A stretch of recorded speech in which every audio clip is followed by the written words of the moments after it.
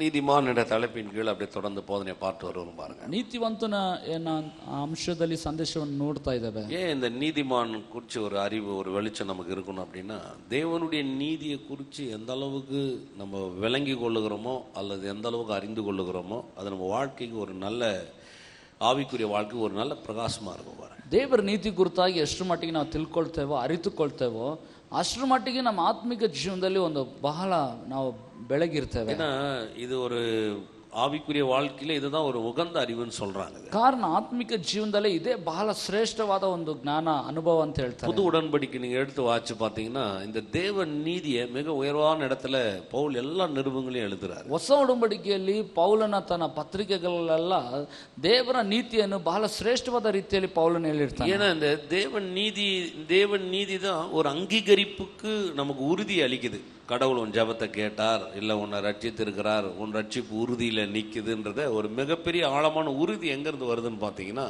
இந்த தேவன் நீதியை குறித்து எந்த அளவுக்கு அறிந்து கொள்கிறோமோ அங்கே தான் வருது.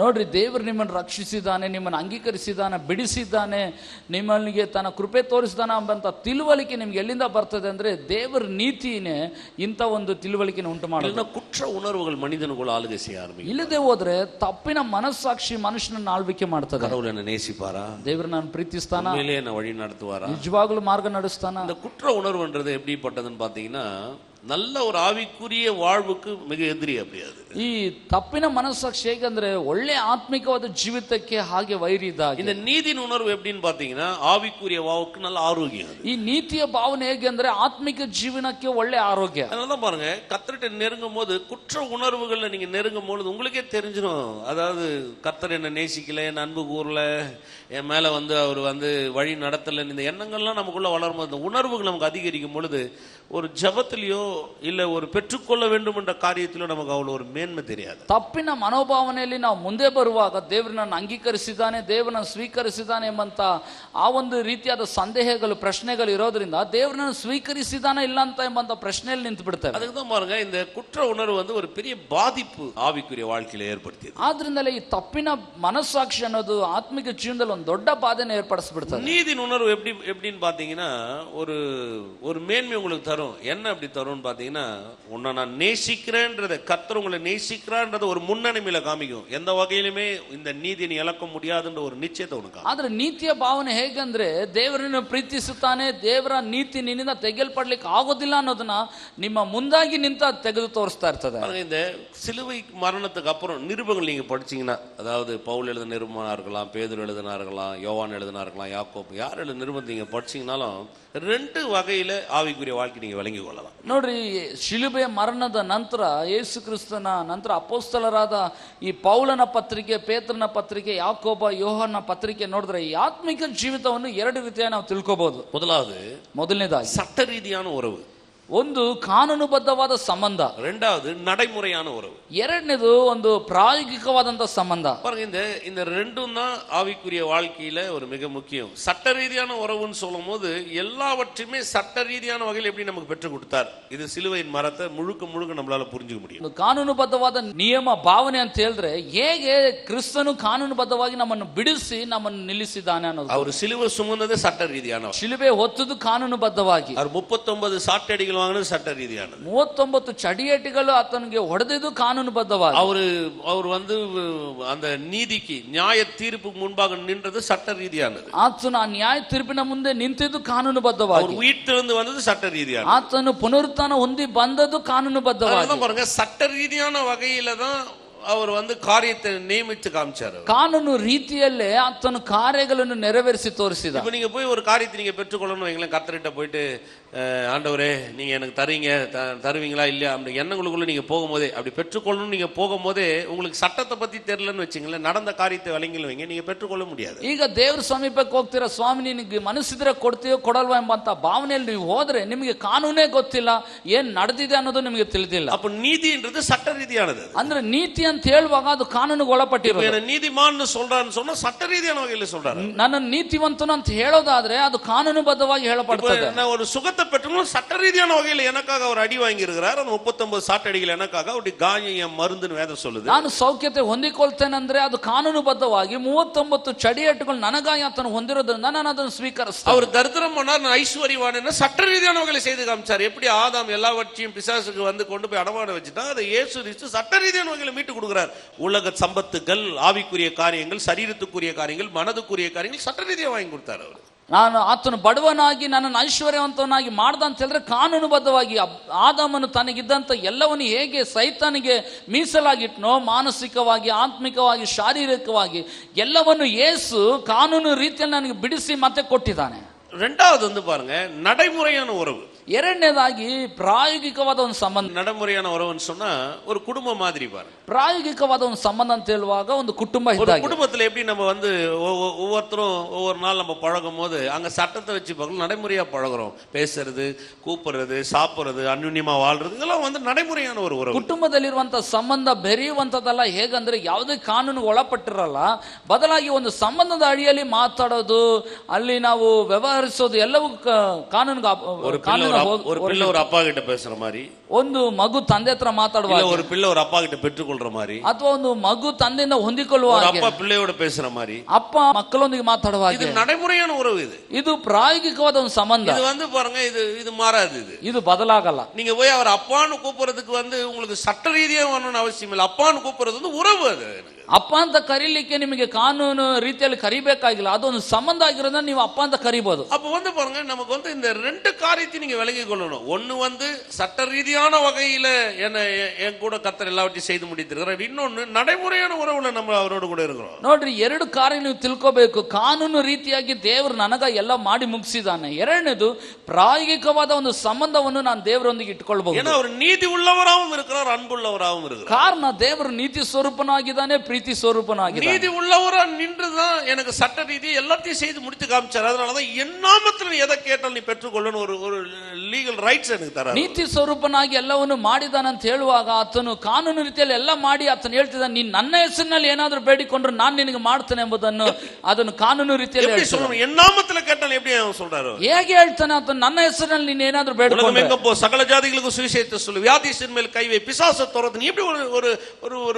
ஒரு சட்ட ரீதியான உலகம் எங்க போய் எப்படி நான் பண்றது? ಲೋಕಾದ್ಯಂತ ಹೋಗು, ಸುವಾರ್ತೆಯನ್ನು ಸಾರು, ಕುರುಡರಿಗೆ ಕಣ್ಣು, ರೋಗಸ್ಥಿಗಳ ಮೇಲೆ ಕೈ ಇಡಂತೆ ಹೇಗೆ ಆತನು ಕಾನೂನು ರೀತಿಯಲ್ಲಿ ಹೇಳಲಿಕ್ಕಾಗುತ್ತೆ? ಇನ್ನೊಂದು வந்து நடைமுறையான உறவு. அவர் ಇನ್ನೊಂದು ಪ್ರಾಯೋಗಿಕವಾದ ಒಂದು ಸಂಬಂಧ, மாறவே மாறாது. ಅದು ಬದಲಾಗೋದೇ ಇಲ್ಲ. இது வந்து ஒரு இந்த நடைமுறையான உறவுன்றது வந்து ஒரு அன்பின் பிணைப்பு. அவர் என் மேல வச்சிருக்கிற ஒரு அளவில்லாத அன்பு. ಪ್ರಾಯೋಗಿಕ ಸಂಬಂಧ ಅಂತ ಹೇಳುವಾಗ ಇದೊಂದು ಪ್ರೀತಿಯ ಹಿಡಿತ, ಇದು ಎಂದಿಗೂ ಬದಲಾಗೋದೇ ಇಲ್ಲ. பாருங்க, இது வந்து என்னை எந்த வகையிலுமே யாரும் எனக்கு ரெக்கமெண்ட் பண்ணதுனால அவர் என் மேல அன்பு கூறல. என் மேல ஏதோ ஒரு 4 பேர் சொல்றதுனால என்ன அவர் வழி நடத்தி காமிக்கல. அவருக்கு எனக்கு அப்பாவா இருக்கிறார், அதனால என் மேல அன்பு கூறார், அவர் எனக்கு வழி நடத்தி காமி. ಇದನ್ನು ಯಾರು ನನಗೋಸ್ಕರ ಅನುಮತಿ ಪಡೆದು ಕೊಡಬೇಕಾಗಿಲ್ಲ, ಬದಲಾಗಿ ಇದನ್ನು ನಾನೇ ಸ್ವತಃ ಮಾಡಬಹುದು. ಕಾರಣ ಆತನು ನನಗೆ ತಂದೆ ಆಗಿದ್ದಾನೆ, ಆತನಿಗೆ ನಾನು ಮಗನಾಗಿದ್ದೇನೆ. உண்மை அது, ಇದು ನಿಜ. பாருங்க, நீங்க கொஞ்சம் யோசிச்சு பாருங்களேன். ಸ್ವಲ್ಪ ಯೋಚನೆ ಮಾಡಿ ನೋಡಿ. கெட்ட குமாரன் வீட்டுக்கு வரான், ಕೆಟ್ಟು ಹೋದ ಮಗನು ಮನೆಗೆ ಬರ್ತಾನೆ. யாரோ அவனுக்காக பரிந்துரை பேசியதுனால அவன் வீட்டுக்கு அவங்க அப்பா போய் அவனை ஏத்துக்கல. அவர் ಯಾರೋ ಒಬ್ಬರು ಮಧ್ಯಸ್ಥಿಕ ವಹಿಸಿದ್ರಿಂದ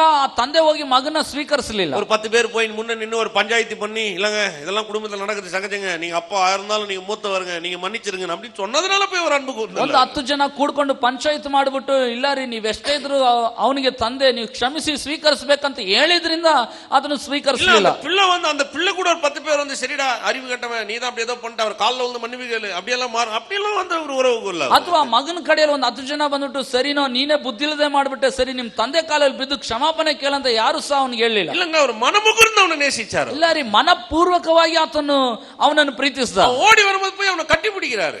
ಅವನು ಬರ್ತಾ ಇದ್ದಾಗ ಈತನು ಓಡಿ ಹೋಗಿ ಅಪ್ಪಿಕೊಳ್ತಿದ್ದ. ஒரு முத்தம் கொடுக்கிறாரு. ಹೋದ ತಕ್ಷಣ ಒಂದು ಮುದ್ದನ್ನು ಇಡ್ತಿದ್ದ. எதுக்கு முத்தம் கொடுத்தாரு? ಯಾಕೆ ಮುದ್ದಿಟ್ಟ? யோசிச்சு எதுக்கு முத்தம் கொடுக்கணும்? ಯೋಚನೆ ಮಾಡಿ ನೋಡಿ, ಯಾಕೆ ಮುದ್ದಿಡ್ಬೇಕು? அவனை எதிர்கொண்டு வரும்போது எதுக்கு முத்தம் கொடுத்தாரு? கொடுத்தாருன்னா அவனை அங்கீகரிக்க காமிக்கிறார். இனி நான் உன்னை நிராகரிக்கல, அந்த முத்தம் தான் அவனுக்கு ஒரு அங்கீகரிப்பு. அவன் தான், அதுதான் அவனுடைய ಐಡೆಂಟಿ. ಅದು ಯಾಕೆ ಹೋಗಿ ಅದನ್ನ ತಬ್ಬಿಕೊಂಡು ಮುದ್ದೆ ಇಡ್ತಿದ್ದಾನಂದ್ರೆ ನೀನು ನಿರಾಕರಿಸಲ್ಪಟ್ಟವನಲ್ಲ, ಸ್ವೀಕರಿಸಲ್ಪಟ್ಟವನು ಅನ್ನೋದಕ್ಕೆ ಆ ಮುದ್ದೆ ಒಂದು ಗುರುತಾಗಿರೋದು. ಅವನು ನೇಸಿಕ್கிறார். ಇದು ಒಂದು ನಡಮುರಿயான ஒரு உறவு. இது ಅವನನ್ನು ಪ್ರೀತಿಸ್ತಾನೆ. ಇದು ಪ್ರಾಯೋಗಿಕವಾದಂತ ಒಂದು ಸಂಬಂಧ. இது யாரும் ரெக்கமெண்ட் பண்ணதனால பண்ணல. ಅವರು ಇದು ಯಾರು ಅನುಮತಿ ಕೊಟ್ಟಿದ್ರಿಂದ ಮಾಡ್ಲಿಲ್ಲ. ಯಾರು ಪಂಚಾಯಿತಿ பண்ணதனால பண்ணல. ಯಾರು ಪಂಚಾಯಿತಿ ಮಾಡಿದ್ರಿಂದ ನಡೆದಿದ್ದಲ್ಲ. ಇದು ಉறவு. ಇದು ಒಂದು ಸಂಬಂಧ. அப்ப முழு வேதத்தையும் நீங்க நல்லா புரிஞ்சுக்கணும். ಅಂದ್ರೆ ಇಡೀ ಸತ್ಯವೇದ ನೀವು ತಿಳ್ಕೋಬಹುದು. ஒன்னு வந்து நடைமுறை உறவு, ಒಂದು ಪ್ರಾಯೋಗಿಕವಾದ ಸಂಬಂಧ, இன்னொன்னு சட்ட ரீதியான உறவு, ಇನ್ನೊಂದು ಕಾನೂನುಬದ್ಧವಾದ ಸಂಬಂಧ. அதனாலதான் பாருங்க, இது ரெண்டுத்திலுமே இப்ப நீங்க நிக்கிறீங்க. ஒன்னு சட்ட ரீதியா கர்த்தர் உங்களுக்கு எதெல்லாம் செய்து முடித்தார் அதை பெற்றுக்கொள்ளணும். இன்னொன்னு நம்ம நடைமுறை உறவுல அவரோடு கூட வளர்ந்து காமிக்கணும். ரெண்டுமே ஒரு ஆவிக்குரிய வாழ்க்கைக்கு அவசியம். ನೋಡ್ರಿ, ಆತ್ಮಿಕ ಜೀವನದಲ್ಲಿ ಎರಡರಲ್ಲೂ ನೀವು ನಿಂತು ತೋರಿಸ್ತೀರಿ. ಒಂದು ಕಾನೂನುಬದ್ಧವಾಗಿ ದೇವರು ನಿಮ್ಗೆ ಮಾಡಿದ್ದನ್ನು ಹೊಂದಿಕೊಳ್ತೀರಿ. ಎರಡನೇದು ನೀವು ಪ್ರಾಯೋಗಿಕವಾದ ಸಂಬಂಧದೊಂದಿಗೆ ದೇವರೊಂದಿಗೆ ನೀವು ನಡೆಯಬಹುದು, ಜೀವಿಸಬಹುದು. ಇವೆರಡನ್ನು ದೇವರು ತೋರಿಸ್ತಾರೆ. அதனாலதான் பாருங்க, ஒரு விசுவாசின்னு சொல்லும் போதே பிசாசுக்கு ஏன் ஒரு பெரிய தாக்கம், ஒரு பெரிய கோபம் ஏன் தெரியுங்களா? ಒಂದು ವಿಶ್ವಾಸಿ ಅಂತ ಹೇಳಿದ್ರೆ ಸೈತಾನಿಗೆ ಯಾಕೆ ಅಷ್ಟು ಒಂದು ಆವೇಶ, ಯಾಕೆ ಅಷ್ಟು ಒಂದು ಪರಿಣಾಮ ಬೀರ್ತಾನೆ? ஏன் ஒரு விசுவாசி மேல அவனுக்கு அவ்வளவு ஒரு ஆக்ரோஷம் ஏன் நினைக்கிறீங்க? ಯಾಕೆ ವಿಶ್ವಾಸಿ ಅಂತ ಹೇಳಿದ್ರೆ ಅಷ್ಟೊಂದು ಆಕ್ರೋಶ ಅವನಿಗೆ? ஏன்னா இது வந்து அவனை இது எந்த வகையிலுமே நீங்களும் நானும் அவனால பாதிக்கப்பட முடியாது, பாதிக்கப்படக்கூடாத அளவுல கொண்டு வந்துட்டார். ಇದು ಯಾವುದೇ ರೀತಿಯಲ್ಲೂ ಅವನಿಂದ ನಾವು ಬಾಧೆಗೊಳಗಾಗಬಾರದು, ಬಾಧಿಸಲ್ಪಡಬಾರದು ಅನ್ನೋ ಸ್ಥಿತಿಗೆ ತಂದ್ಬಿಟ್ಟ. எங்க போனாலும் இதை நீங்க இழந்து போக முடியாது, நீங்க திரும்ப வர முடியும்ன்ற ஒரு நிச்சயத்தை ஏற்படுத்தி கொடுத்தார். அதனாலதான் பிசாசுக்கு வந்து பாருங்க ஒரு பயங்கர தோல்வி ஆயிப்போச்சு. ಎಲ್ಲಿಗೆ ಹೋದ್ರು ಇದರಿಂದ ನೀವು ರದ್ದಾಗ್ಲಿಕ್ಕೆ ಸಾಧ್ಯವಿಲ್ಲ, ಕಳ್ಕೊಳ್ಳಿಕ್ಕೆ ಸಾಧ್ಯವಿಲ್ಲ ಅನ್ನೋ ಸ್ಥಾನದಲ್ಲಿ ದೇವರು ಇಟ್ಟಿರೋದ್ರಿಂದಲೇ ಸೈತಾನಿಗೆ ಈ ವಿಷಯದಲ್ಲಿ ಒಂದು ದೊಡ್ಡ ಗೊಂದಲ. அவன் ஆதாம வஞ்சித்துட்டான். ಅವನ ಆದಾಮನ ವಂಚಿಸ್ಬಿಟ್ಟ. ஆதாம் கிட்ட வந்து அந்த ஆதாம் ஏவாளையும் ஏதேன் தோட்டத்துல ஏமாற்றி அவங்கிட்ட வாங்கிட்டான், அதிகாரத்தை வாங்கிட்டான். ಆದಾಮ ಮತ್ತು ಹವ್ವಲನಿಗೆ ಮೋಸ ಮಾಡಿ ಅವ್ರ ಹತ್ರ ಇದ್ದಂತ ಅಧಿಕಾರನ ಇವನು ಪಡ್ಕೋಬಿಟ್ಟ. அதனால இவங்க வந்து உறவுல இருந்தா கூட சட்டம் அங்க இல்ல. அதனாலதான் ஆதாமுக்கும் ஏவாளுக்கும் ஆண்டவரால உறவு இருக்குது, ஆனா அந்த சட்டத்து ரீதியான வகையில ஏதோ அவங்கிட்ட கொடுத்தாரு, அதை வித்து போட்டபடினால இப்ப அவர் தூரம் நிக்க வேண்டியது. ಆದಾಮನ ಹವ್ವಲಿಗೂ ದೇವರ ಹತ್ರ ಸಂಬಂಧ ಇದ್ರು, ಅವ್ರ ಕಾನೂನುಬದ್ಧವಾದ ಒಂದು ಕಾರ್ಯ ಇಲ್ಲ, ಅವ್ರ ಸಂಬಂಧ ಇದ್ರು ಸಹ ಅವರು ಸೈತಾನಿಗೆ ಮಾರ್ಬಿಟ್ಟ ಕಾರಣ ದೇವರಿಂದ ಅಗಲಿ ದೂರ ಇದ್ದಾರೆ. நீ வேதத்தை வாட்சி பாருங்க, ஏனோக்கு தேவனோட சஞ்சரித்தான், அவன் காணாமல் போனான். ವಾಕ್ಯ ಓದಿ ನೋಡ್ರಿ, ಹನೋಕನು ದೇವರೊಂದಿಗೆ ಸಂಚರಿಸಿದ, ಅವನು ಕಾಣದೆ ಹೋದ. நோவா தேவனோட சஞ்சரித்தான், கர்த்தர் கண்களில் அவனுக்கு கிருபை கிடைத்தது. ನೋಹನು ದೇವರೊಂದಿಗೆ ಅನ್ಯೋನ್ಯವಾಗಿ ನಡೆದ, ದೇವರ ದೃಷ್ಟಿಯಲ್ಲಿ ಅವನಿಗೆ ದಯೆ ದೊರಕಿತು. ஆபிரகாம் தேவனுக்கு சிநேகிதன் எனப்பட்டான். ಅಬ್ರಹಾಮನು ದೇವರಿಗೆ ಸ್ನೇಹಿತನೆಂಬುದಾಗಿ ಎನಿಸಲ್ಪಟ್ಟ. ಯಾಕೋಬು ಅವரோட போய் வழக்காடுறான். ಯಾಕೋಬನು ಆತನೊಂದಿಗೆ ಹೋಗಿ ವಾದ ಮಾಡ್ತಾನೆ. ಮೋಶೆ ಜನಗಳು ಅವ್ರ ಮುಂದೆ ನಿಂತು ಬಿಡುದಲೆ ಆಗಿ ಕಾಮಿ. ಮೋಶೆ ಮುಂದೆ ನಿಂತು ಜನರನ್ನು ಬಿಡಿಸಿ ತೋರಿಸ್ತಾನೆ. ಎಲಿಯ ಕರ್ತರುடைய வார்த்தையை ஜனம் அந்த ராஜ்யத்துக்கு ஜனங்களுக்கு டிக்ளேர் பண்றார். ಎಲಿಯನು ದೇವರ ವಾಕ್ಯಗಳನ್ನು ಜನರ ಮುಂದೆ ಪ್ರಕಟಿಸ್ತಿದ್ದಾನೆ. உறவு இருக்குதாங்க, ಸಂಬಂಧ ಇದೆ, நெருங்கிய உறவு இல்ல, ಆದ್ರೆ ಹತ್ತಿರದ ಸಂಬಂಧ ಇಲ್ಲ. இரண்டாவது சட்ட ரீதியான காரியங்கள் இல்ல, ಎರಡನೇದು ಕಾನೂನು ರೀತಿಯಾದ ಕಾರ್ಯಗಳಿಲ್ಲ. இப்போ வந்து ஒரு மனுஷன் பிசாசுக்கு விட்டு போட்டபடினால எல்லாமே லிமிட்டா இருந்தது. அத பழைய உடன்படிக்கை. ಈ ಮನುಷ್ಯನು ಸೈತಾನಿಗೆ ಎಲ್ಲವನ್ನು ಮೀಸಲಾಗಿ ಇಟ್ಟಿದ್ರಿಂದ ಎಲ್ಲವನ್ನು ಮಿತಿಯಲ್ಲೇ ಒಳಪಟ್ಟಿದೆ. ಅದೇ ಹಳೆ ಒಡಂಬಡಿಕೆ. எல்லாமே லிமிட், ಎಲ್ಲವೂ ಮಿತಿ. பாருங்க, ஒரு உதாரணம் சொல்றேன். ஒரு பிள்ளை வந்து கொலை பண்ணிறான்னு வைங்களேன். ಉದಾಹರಣೆಗೆ ಒಂದು ಮಗ ಒಂದು ಕೊಲೆ ಮಾಡ್ಬಿಡ್ತಾನೆ, அந்த கொலை உறுதி ஆகுதுன்னு வைங்க. ಆ ಕೊಲೆ ದೃಢೀಕರಣವಾಗ್ತದೆ. இப்ப ஒரு அப்பா போய் அந்த பிள்ளைய பார்க்கலாம், ಆ ತಂದೆ ಹೋಗಿ ಮಗನ್ನ ನೋಡಬಹುದು. பார்க்க முடியும்? ಹೇಗ್ ನೋಡ್ಲಿಕ್ಕೆ ಆಗ್ತದೆ? ஒரு மனு எழுதி போடணும், ಅದಕ್ಕೋಸ್ಕರ ಒಂದು ಮನವಿ ಬರೀಬೇಕು, குறிப்பிட்ட டைம் இருக்கும், ಅದಕ್ಕೆ ಪ್ರತ್ಯೇಕ ಸಮಯ ಇರ್ತದೆ. அந்த குறிப்பிட்ட டைம்ல அந்த மனு போட்ட உடனே இவரை உள்ள விடுவாங்க. ಆ ಪ್ರತ್ಯೇಕವಾದ ಸಮಯದಲ್ಲಿ ಈತನ ಪತ್ರವನ್ನು ಹಾಕಿದ್ರಿಂದ ಈತರು ಒಳಗೆ ಬಿಡ್ತಾರೆ. அப்பா மொழி பேசலாம், ಆಗ ಹೋಗಿ ಮಾತಾಡಬಹುದು. ஆனா முன்னாடி ஒரு பெரிய கம்பி இருக்கும். ಆದ್ರೆ ಮುಂದೆ ಅಡ್ಡವಾಗಿ ಒಂದು ಕಬ್ಬಿಣ ಇರ್ತದೆ. பார்க்கலாம், ನೋಡಬಹುದು, இவர் பார்க்கலாம், ಈತನ ನೋಡಬಹುದು, பேசலாம், ಮಾತಾಡಬಹುದು, அவர் பேசலாம், ಅವನು ಮಾತಾಡಬಹುದು. உறவு அந்த இடத்துல வந்து பாருங்க ஒரு லிமிட், அதுக்கு மேல அவங்கள மீறி ஒண்ணும் பண்ண முடியாது. கட்டி பிடிக்கணும்னு நினைச்சா கூட முடியாது. ಸಂಬಂಧ ಇದೆ, ಆದ್ರೆ ಒಂದು ಮಿತಿಗೊಳಪಟ್ಟಿದೆ. ಅವನ್ನ ತಬ್ಕೋಬೇಕಂತ ನೆನೆಸಿದ್ರೆ ಆಗಲ್ಲ.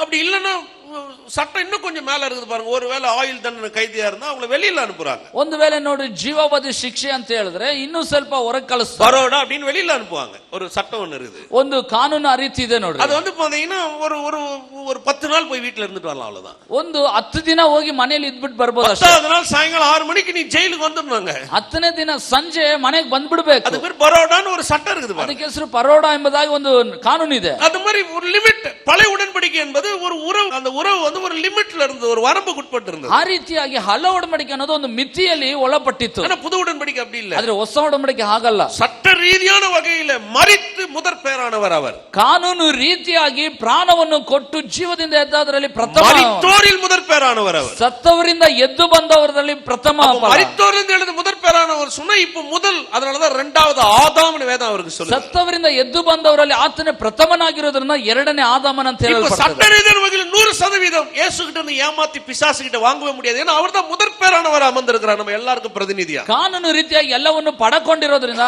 ಸೈತಾನು ಯೇಸುವಿನ ಬಲಿಯಿಂದ ಮೋಸ ಮಾಡಿ ತೆಗೆದುಕೊಳ್ಳಿಕ್ಕೆ ಆಗುದಿಲ್ಲ. ಕಾರಣ ಆತನು ಪ್ರಥಮನಾಗಿದ್ದಾನೆ. ಆತನೇ ಸತ್ತವರಿಂದ ಎದ್ದು ಪ್ರಥಮವಾಗಿ ಕುಳಿತಿದ್ದಾನೆ. இரண்டாவது திரச்சிலை கிழித்து எறிஞ்சிட்டார். ಎರಡನೇದು ಆ ಪರದೆನ ಹರಿದಾಕಿದ, ಮುರಿತು ಎறிஞ்சிட்டார். ದಾಸನ ಭಾವವನ್ನು ಮುರಿದ. அப்பா பிதான் கூப்பிட பண்ணுகிற புத்திர சுவீகாரத்தை நமக்குள்ள கொடுத்தார். ಅಪ್ಪ ತಂದೆ ಎಂಬುದಾಗಿ ಕರೆಯಲಿಕ್ಕಾಗುವ ಪುತ್ರ ಸ್ವೀಕಾರವನ್ನು ಕೊಟ್ಟ. இப்போ சட்ட ரீதியாகவும் பிசாசு உங்களை ஏமாத்த முடியாது. உங்களுடைய சம்பந்தமான உறவையும் பிசாசால பிரித்து விட முடியாது. ಕಾನೂನು ರೀತಿಯಾಗಿ ಸೈತಾನ ನಿಮ್ಮನ್ನು ಮೋಸ ಮಾಡ್ಲಿಕ್ಕೆ ಆಗಲಿಲ್ಲ. ಸಂಬಂಧ ರೀತಿಯಾಗಿಯೂ ಸೈತಾನ ನಿಮ್ಮನ್ನು ವಿಭಾಗಿಸಲು ಸಾಧ್ಯವಿಲ್ಲ. ಅರ್ಥವಾಗ್ತದೆ. அதனாலதான் பாருங்க பிசாசு விசுவாசியை பார்த்தா இருக்கும். ಆದ್ರಿಂದ ಸೈತಾನಿಗೆ ವಿಶ್ವಾಸಿ ಕಂಡ್ರೆ ಒಂದು ಕೋಪ. ಯಾಕೆ ஒண்ணு பண்ண முடியல, இப்ப ಏನು ಮಾಡ್ಲಿಕ್ಕೆ ಆಗ್ತಿಲ್ಲ. ரீதியாவும் ஒண்ணு பண்ண முடியாது. ಕಾನೂನು ರೀತಿಯಾಗಿ ಏನ್ ಮಾಡ್ಲಿಕ್ಕೆ ಆಗಲ್ಲ. சம்பந்த ரீதியாவும் ஒண்ணு பண்ண முடியாது. ಸಂಬಂಧ ರೀತಿಯಾಗಿ ಏನ್ ಮಾಡ್ಲಿಕ್ಕೆ ಆಗಲ್ಲ. அதனாலதான் இந்த நீதி சட்ட ரீதியா கொடுக்கப்பட்டிருக்கிறதுனால உங்க சட்ட ரீதியான நீதி என்பதை ஒரு நாள் உங்ககிட்ட இருந்து பிசாசு பறிக்கவும் முடியாது. உங்களை ஒரு பெரிய குற்றத்துக்குள்ள கொண்டு போய் நிக்க வைக்கவும் முடியாது. ನೀತಿಯನ್ನು ದೇವರು ಕಾನೂನು ರೀತಿಯಲ್ಲಿ ನಿಮಗೆ ಒದಗಿಸಿಕೊಟ್ಟಿರೋದನ್ನ ಸೈತಾನ ಎಂದಿಗೂ ನಿಮ್ಮ ಮೇಲೆ ತಪ್ಪು ಹೊರಿಸಲಿಕ್ಕೆ ಆಗೋದಿಲ್ಲ. ತಪ್ಪುಗಾರರು ಎಂಬ ಸ್ಥಾನದಲ್ಲಿ ನಿಲ್ಲಿಸಲಿಕ್ಕೂ ಆಗಲ್ಲ. இரண்டாவது உறவுல இருந்து உங்களை முறித்து விட முடியாது. அவன ಈ ಸಂಬಂಧದಿಂದ ನಿಮ್ಮನ್ನು ಮುರಿದಲಿಕ್ಕೆ ವಿಭಾಗಿಸಲು ಸಾಧ್ಯವಿಲ್ಲ. ಒಪ್ಕೊಳ್ತೀರಿ? வாய்ப்பே கிடையாது, ಅವಕಾಶನೇ ಇಲ್ಲ. இந்த உறவுல இருந்து கிறிஸ்து இயேசு உறவுல இருந்து உங்களை பிரிக்கிறதுக்கு இந்த பூமியில எந்த சக்தியும் கிடையாது. ಕ್ರಿಸ್ತ ಯೇಸುವಿನ ಸಂಬಂಧದಿಂದ ನಿಮ್ಮನ್ನು ವಿಭಾಗಿಸಲು ಈ ಭೂಮಿ ಮೇಲೆ ಯಾವ ಶಕ್ತಿನೂ ಇಲ್ಲ. நீங்களா போனாதான் உண்டு. ನೀವಾಗಿ ಹೋದ್ರೇನೆ ಉಂಟು. நல்லதா உங்களுக்கு வேணாங்க. சில நேரத்தில் போவாங்கல்ல, அப்பா கிட்ட கோச்சிನ பிள்ளை போயிடுவான் பாத்தீங்களா, அப்படி போனாதான் உண்டு. ಕೆಲವು ಸಮಯದಲ್ಲಿ ಅಪ್ಪನ ಹತ್ರ ಕೋಪ ಮಾಡ್ಕೊಂಡು ಹೊರಗೆ ಹೋಗ್ತಾರಲ್ಲ, ಆ ರೀತಿ ಹೋದ್ರೇನೆ ಉಂಟು. ஆனா அப்பா போற மாதிரி இல்ல அவரு. ಆದ್ರೆ ಅಪ್ಪ ಹೋಗಲ್ಲ. ஏன்னா அவர் உங்க மேல அளவு கடந்து ஒரு அன்பை வச்சுட்டாரு. ಕಾರಣ ಮಿತಿ ಮೀರಿದ ಒಂದು ಪ್ರೀತಿನ ನಿಮ್ಮ ಮೇಲೆ ಇಟ್ಟಿದ್ದಾನೆ. இதுதான் முழு புது உடன்படிக்கையே. ಹೊಸ ಒಡಂಬಡಿಕೆ ಪೂರ್ತಿ ಇದೇ ಇರೋದು. இந்த கண்ணோட்டத்தை எப்பவும் உள்ள வச்சுங்க. ಇಂಥ ದೃಷ್ಟಿಕೋನ ಯಾವಾಗಲೂ ಇಟ್ಕೊಳ್ಳಿ. பாருங்க, இதுல ஏன் இந்த உறவு, இந்த சட்ட ரீதியான உறவு, சம்பந்தம் ரீதியான உறவுலாம் ஏன் வரும் தெரியுங்களா? நடைமுறை ரீதியான உறவுலாம், ಕಾನೂನು ರೀತಿಯಾದ ಸಂಬಂಧ ಮತ್ತು ಪ್ರಾಯೋಗಿಕವಾದ ಸಂಬಂಧ ಎಲ್ಲ ಯಾಕೆ ಬರ್ತದೆ ಗೊತ್ತಾ? ஏன்னா இது தேவனே நிர்ணயம் பண்ணிட்டார். அதனால இதை நீங்களும் நானும் கண்டுபிடிச்சது கிடையாது. இது ஏதோ ஒரு மனுஷ அறிவுக்கு தோணுது கிடையாது. ಇದು ನೀವು ನಾನು ಕಂಡುಹಿಡಿದಿದ್ದೋ ಮನುಷ್ಯನ ತಿಳುವಳಿಕೆ ಅಲ್ಲ, ದೇವರೇ ಸ್ವತಃ ಇದನ್ನು ಮಾಡಿರುವಂತದ್ದು. ஒரு முழு பேசேஜ் அப்படியே எடுத்து நான் உங்களுக்கு டீச் பண்ண விரும்புறேன். ஒரு பகுதி, வேத பகுதி, ಒಂದು ಸತ್ಯವೇದದಿಂದ ಒಂದು ಪೂರ್ಣ ಒಂದು ಭಾಗವನ್ನು ತೆಗೆದು ನಿಮಗೆ ಉಪದೇಶಿಸಲು ಬಯಸುತ್ತೇನೆ. 2 ಕೊರಿಂಥಿಯர் 5ನೇ ಅಧ್ಯಾಯ 2 ಕೊರಿಂಥದವರಿಗೆ 5ನೇ ಅಧ್ಯಾಯ 14 அப்படியே வாசிக்கலாம். 14ನೇ ವಾಕ್ಯದಿಂದ ಓದೋಣ. இது நிறைய பேருக்கு இது சில நேரத்தில் இந்த வசனம் என்னன்றது விளங்காது. இது அப்படியே ஒவ்வொரு வசனத்துக்கும் ரொம்ப அருமையா இருக்கும். இது அப்படியே பேசலாம்னு நினைக்கிறேன். ನೋಡ್ರಿ, ಅನೇಕರಿಗೆ ವಾಕ್ಯ ಬಗ್ಗೆ ಏನಂತ ಅರ್ಥವಾಗಲ್ಲ. ಆದ್ರೆ ಇದನ್ನು ವಾಕ್ಯ ಪ್ರತಿ ವಾಕ್ಯವಾಗಿ ನಾವು ನೋಡೋಣ. ரொம்ப அருமையா இருக்கும் பாருங்க. ತುಂಬಾ ಚೆನ್ನಾಗಿರ್ತದೆ. சில நேரத்தில் இந்த வார்த்தைகளை இப்படி படிக்கிறது ஒரு நல்ல வெளிச்சமா இருக்கும், ஒரு நல்ல மாற்றமா இருக்கும். ಈ ವಾಕ್ಯಗಳನ್ನು ಇಂಥ ಬೆಳಕಲ್ಲಿ ಓದೋದು ಬಹಳ ಒಂದು ಪ್ರಕಟಣೆನೂ ಒಂದು ದೊಡ್ಡ ರೂಪಾಂತರನೂ ಆಗಿರ್ತದೆ. பாருங்க, வேதத்துல 2 இருக்குது. ஒன்னு வேதாகமத்தை பிரசங்கம் பண்றது, இன்னொன்னு வேதாகமத்தை ஸ்டடி பண்றது, அதை ஆய்வு செய்து படிக்கிறது. ನೋಡ್ರಿ, ಸತ್ಯವೇದದಲ್ಲಿ 2 ಇದೆ. ಸತ್ಯವೇದ ವಾಕ್ಯಗಳನ್ನು ತೆಗೆದು ಪ್ರಸಂಗಿಸೋದು, ಇನ್ನೊಂದು ಸತ್ಯವೇದ ವಾಕ್ಯಗಳನ್ನು ನಾವು ಅಭ್ಯಾಸ ಮಾಡೋದು, ஆழமா படிக்கிறது. ಬಹಳ ಆಳವಾಗಿ ಓದೋದು ரொம்ப நல்லா இருக்கும் பாருங்க. ಅದು ತುಂಬಾ ಚೆನ್ನಾಗಿರ್ತದೆ. பாருங்க, நீங்க போனீங்கன்னா கூட இன்னைக்கு பிரசங்கம் பண்ற ஆட்கள் நிறைய பார்க்கலாம். இந்த மாதிரி ஸ்டடியா சொல்லி கொடுக்குற ஆளுங்க நிறைய பேர் பார்க்க முடியும். ನೋಡ್ರಿ, ಪ್ರಸಂಗ ಮಾಡುವ ವ್ಯಕ್ತಿಗಳು ತುಂಬಾ ಜನ ನೋಡ್ತಾರೆ. ಆದ್ರೆ ಈ ಉಪದೇಶ ರೀತಿಯಲ್ಲಿ ಮಾಡೋರು ತುಂಬಾ ಅಲ್ಪವಾಗಿರ್ತಾರೆ. மாதிரி எதனா உங்களுக்கு படிக்கணும்னு ಆಸೆಯಾ? ಆ ರೀತಿ ಏನೋ ಮಾಡ್ಬೇಕಂತ ಆಸೆ. ஜெரிஸ்வேல் ஒருத்தர் இருக்கிறாரு. ಜೆರಿಸ್ವೇರ್ ಅಂತ ಒಬ್ಬರಿದ್ದಾರೆ. அவருடைய ஆர்டிகல்லாம் நெட்ல போய் நீங்க படிக்கலாம். ಅವರ ಆರ್ಟಿಕಲ್ ಎಲ್ಲ ನೆಟ್ಟಲ್ಲಿ ಓದಬಹುದು. நல்ல பைபிளை ஸ்டடி பண்ற முடியும். ಬಹಳ ಸತ್ಯವೇದವನ್ನು ಒಳ್ಳೆ ಅಧ್ಯಯನ ಮಾಡಿ ஆண்ட்ரூ மக் நீங்க படிக்கலாம். ಆಂಡ್ರೂ ಹೋಮ್ವರ್ಕ್ ನ ಓದಬಹುದು. அதாவது ஒரு காரியத்தினுடைய முழு வரைபடத்தை உங்களால காண முடியும். ಒಂದು ಕಾರ್ಯದ ಕುರಿತಾದ ಪೂರ್ಣವಾದ ಚಿತ್ರಣವನ್ನು ತೋರಿಸ್ತಾರೆ. இந்த மாதிரி ಸ್ಟಡಿ படிக்கும் போது என்ன ಉಂಟಾಗುன்னு பாத்தீங்கன்னா, வேதத்தை குறித்து நல்ல வெளிச்சத்தை நீங்க ಕಂಡುಕೊಳ್ಳலாம். ಈ ರೀತಿ ನೀವು ಅಧ್ಯಯನ ಮಾಡುವಾಗ ಒಂದು ವಾಕ್ಯದ ಕುರಿತಾದ ಒಂದು ದೊಡ್ಡ ಒಂದು ಕಾರ್ಯವನ್ನು ತಿಳ್ಕೊಳ್ತೀರಿ. ரொம்ப நல்லா இருக்கும் பாருங்க. ತುಂಬಾ ಚೆನ್ನಾಗಿರ್ತದೆ. ரொம்ப வருஷத்துக்கு முன்னாடி, நான் நினைக்கிறேன் ஒரு 10 வருஷத்துக்கு முன்னாடி காட் டிவில ஒரு ப்ரோகிராம் பண்ணாங்க. ஆண்ட்ரூ மக்க வச்சு பிகைண்ட் த ஸ்கிரீன் சொல்லிட்டு ஒரு ப்ரோகிராம் பண்ணாங்க. 10 ವರ್ಷಗಳ ಹಿಂದೆ ಆಂಡ್ರೂ ಹೋಮ್ವರ್ಕ್ ಅವರನ್ನ ಇಟ್ಟು ಒಂದು ಕಾರ್ಯಕ್ರಮ ಗಾಡ್ ಟಿವಿಯಲ್ಲಿ ಮಾಡಿದ್ರು, ಬಿಹೈಂಡ್ ದ ಸ್ಕ್ರೀನ್ ಎಂಬುದಾಗಿ. ரொம்ப அருமையான வெளிச்சம் கொடுத்தாரு பாருங்க. ಬಹಳ ಸುಂದರವಾಗಿ ಅವರು ವಿವರಿಸಿಕೊಟ್ಟರು. ಅವರು கொடுத்த கிட்டத்தட்ட எனக்கு தெரிஞ்ச ஒரு 10 வாரம் கிட்ட வந்திருக்கும். அது நெட்ல இருக்கான்னு எனக்கு தெரியல. காட் டிவில வந்தது இது. ನನಗೆ ತಿಳಿದು ಒಂದು 10 ವಾರಗಳ ಕಾಲ ಇದು ಪ್ರಸಾರವಾಯಿತು. கேள்வி கேட்கும் போது அதுக்கு வந்து அவர் அதுக்கு ಆನ್ಸರ್ தரணும், சரியான வகையில கொடுத்தாரு. ಪ್ರಶ್ನೆ ಕೇಳಿದ್ರೆ ಅವ್ರು ಉತ್ತರ ಕೊಡಬೇಕು, ಬಹಳ ಸರಿಯಾದ ರೀತಿಯಲ್ಲಿ ಕೊಟ್ಟರು ನೋಡಿ. இது வந்து ஒரு ஸ்டடின்றது வந்து நல்ல ஒரு காரியத்தை திரும்ப திரும்ப நீங்க படிக்கலாம். நீங்க ಅಧ್ಯಯನ ಅಂತ ಹೇಳುವುದು ಮತ್ತೆ ಮತ್ತೆ ಓದುವಂತದ್ದು. மார்ட்டின் லாய்ட் ஜோன்ஸ் என்றவர் வந்து அவர் பாத்தீங்கன்னா யூகேல கிட்டத்தட்ட ஒரே ஒரு புத்தகத்தை ரோமன்ஸை மாத்திரம் 13 வருஷம் பிரசங்கம் பண்ணார். ಮಾರ್ಟಿನ್ ಲಾಯ್ಡ್ ಜೋನ್ಸ್ ಅನ್ನೋರು ರೋಮ ಪತ್ರಿಕೆಯನ್ನ ಸುಮಾರು 13 ವರ್ಷಗಳ ಕಾಲ ಅವರು ಇಂಗ್ಲೆಂಡ್ ஒரு நிருபத்தை மாத்திரங்க ஆங்கிலிக்கன் சர்ச் பிரீஸ்ட் அவர் 13 வருஷம் பிரீச் பண்ணிருக்காரு. 13 ವರ್ಷಗಳ ಕಾಲ ಈ ಒಂದೇ ರೋಮ ಪತ್ರಿಕೆನ ಅವರು ಪ್ರಸಂಗ ಮಾಡಿದ್ದಾರೆ. அவருடைய டேப்ஸ் எல்லாம் வந்து இருக்குது. இப்ப அது சிடியா கூட வந்திருக்கலாம். ಅವರು ಎಲ್ಲ ಅವರ ಸಂದೇಶಗಳು ಸಿಡಿ ರೂಪದಲ್ಲಿ ಬಂದಿರಬಹುದು. பாருங்க, இது ஒரு ஸ்டடின்றது ரொம்ப நல்லது. ಒಂದು ಅಧ್ಯಯನ ಅನ್ನೋದು ಬಹಳ ಒಳ್ಳೆಯದು. என்னுடைய போதகர் கூட பாருங்க, சாம்பி செலோதர், நல்லா ஸ்டடி சொல்லி கொடுக்கறதுல அவர் நல்ல வல்லவர். ಆ ಬೋಧಕರಾದ சாம்பி செலೋದರ್ ಅವರು ನೋಡ್ರಿ ಹೇಳ್ಕೊಡೋದ್ರಲ್ಲಿ ಬಹಳ ತಜ್ಞರು. ಅವರು ರೋಮನ್ಸ್ ಟೀಚ್ பண்ணிருக்காரு. அவர் கிட்டத்தட்ட ஒரு 7.5 வருஷம் பண்ணிருக்காரு. ಅವರು ರೋಮ ಪತ್ರಿಕೆನ ಉಪದೇಶ ಮಾಡಿದ್ದಾರೆ. ಸುಮಾರು 7.5 ವರ್ಷ ಪ್ರಸಂಗ ಮಾಡಿದ್ದಾರೆ. சர்ச்ல பண்ணிருக்காரு, ಸಭೆಯಲ್ಲಿ ಮಾಡಿದ್ದಾರೆ. இப்ப எபிசியன்ஸ் பத்தி பேசிட்டு இருப்பாரு, நீங்க படிக்கலாம். எபேசியரை பத்தி பேசுறாரு. இப்ப ಈಗ ಎಪೇಸ ಪತ್ರಿಕೆಯನ್ನು ಮಾತಾಡ್ತಾ ಇದ್ದಾರೆ. 80-90 ವಾರத்துக்கு மேல பேசிட்டு இருக்காரு. 80 ರಿಂದ 90 ವಾರಕ್ಕಿಂತಲೂ ಹೆಚ್ಚಾಗಿ ಮಾತಾಡಿದ್ದಾರೆ. ஏன் கேட்டீங்கன்னா, இதெல்லாம் நீங்க படிக்கும் போது ஒரு ஒரு ஒரு ஒரு நான் சொன்னேன் இல்லைங்களா, சட்ட ரீதியான ஒரு நடைமுறையான ஒரு இதெல்லாம் வந்து நம்ம எப்படி புரிந்து கொள்ள முடியும்னு பார்த்தீங்கன்னா, அந்த அந்த நிருபங்களுடைய உள்ளான கருத்து, அதை பின்னணி, அது எதுக்கு சொல்லப்படுறாங்க, ஏன் வந்து ஆவிக்குரிய வாழ்க்கையில அவ்வளவு மேன்மையா கொண்டு வர முடியுதுன்றதை நீங்க அப்படி பண்ணும்போது தான் தெரிஞ்சுக்க முடியாது. ಈ ಕಾನೂನು ರೀತಿಯಾದ ಸಂಬಂಧ, ಪ್ರಾಯೋಗಿಕ ಸಂಬಂಧ ಅಂತ ಹೇಳುವಾಗ ಯಾಕೆ ಇದು ಇಷ್ಟರ ಮಟ್ಟಿಗೆ ಉನ್ನತವಾದ ರೀತಿಯಲ್ಲಿ ತರಲಿಕ್ಕೆ ಆಗ್ತದೆ ಅನ್ನೋದನ್ನ ನೀವು ಚೆನ್ನಾಗಿ ತಿಳ್ಕೋಬಹುದು. ரொம்ப நல்லா இருக்கும் பாருங்க. ತುಂಬಾ ಚೆನ್ನಾಗಿರ್ತದೆ. இப்படி கேட்டதுனால தான் நான் கூட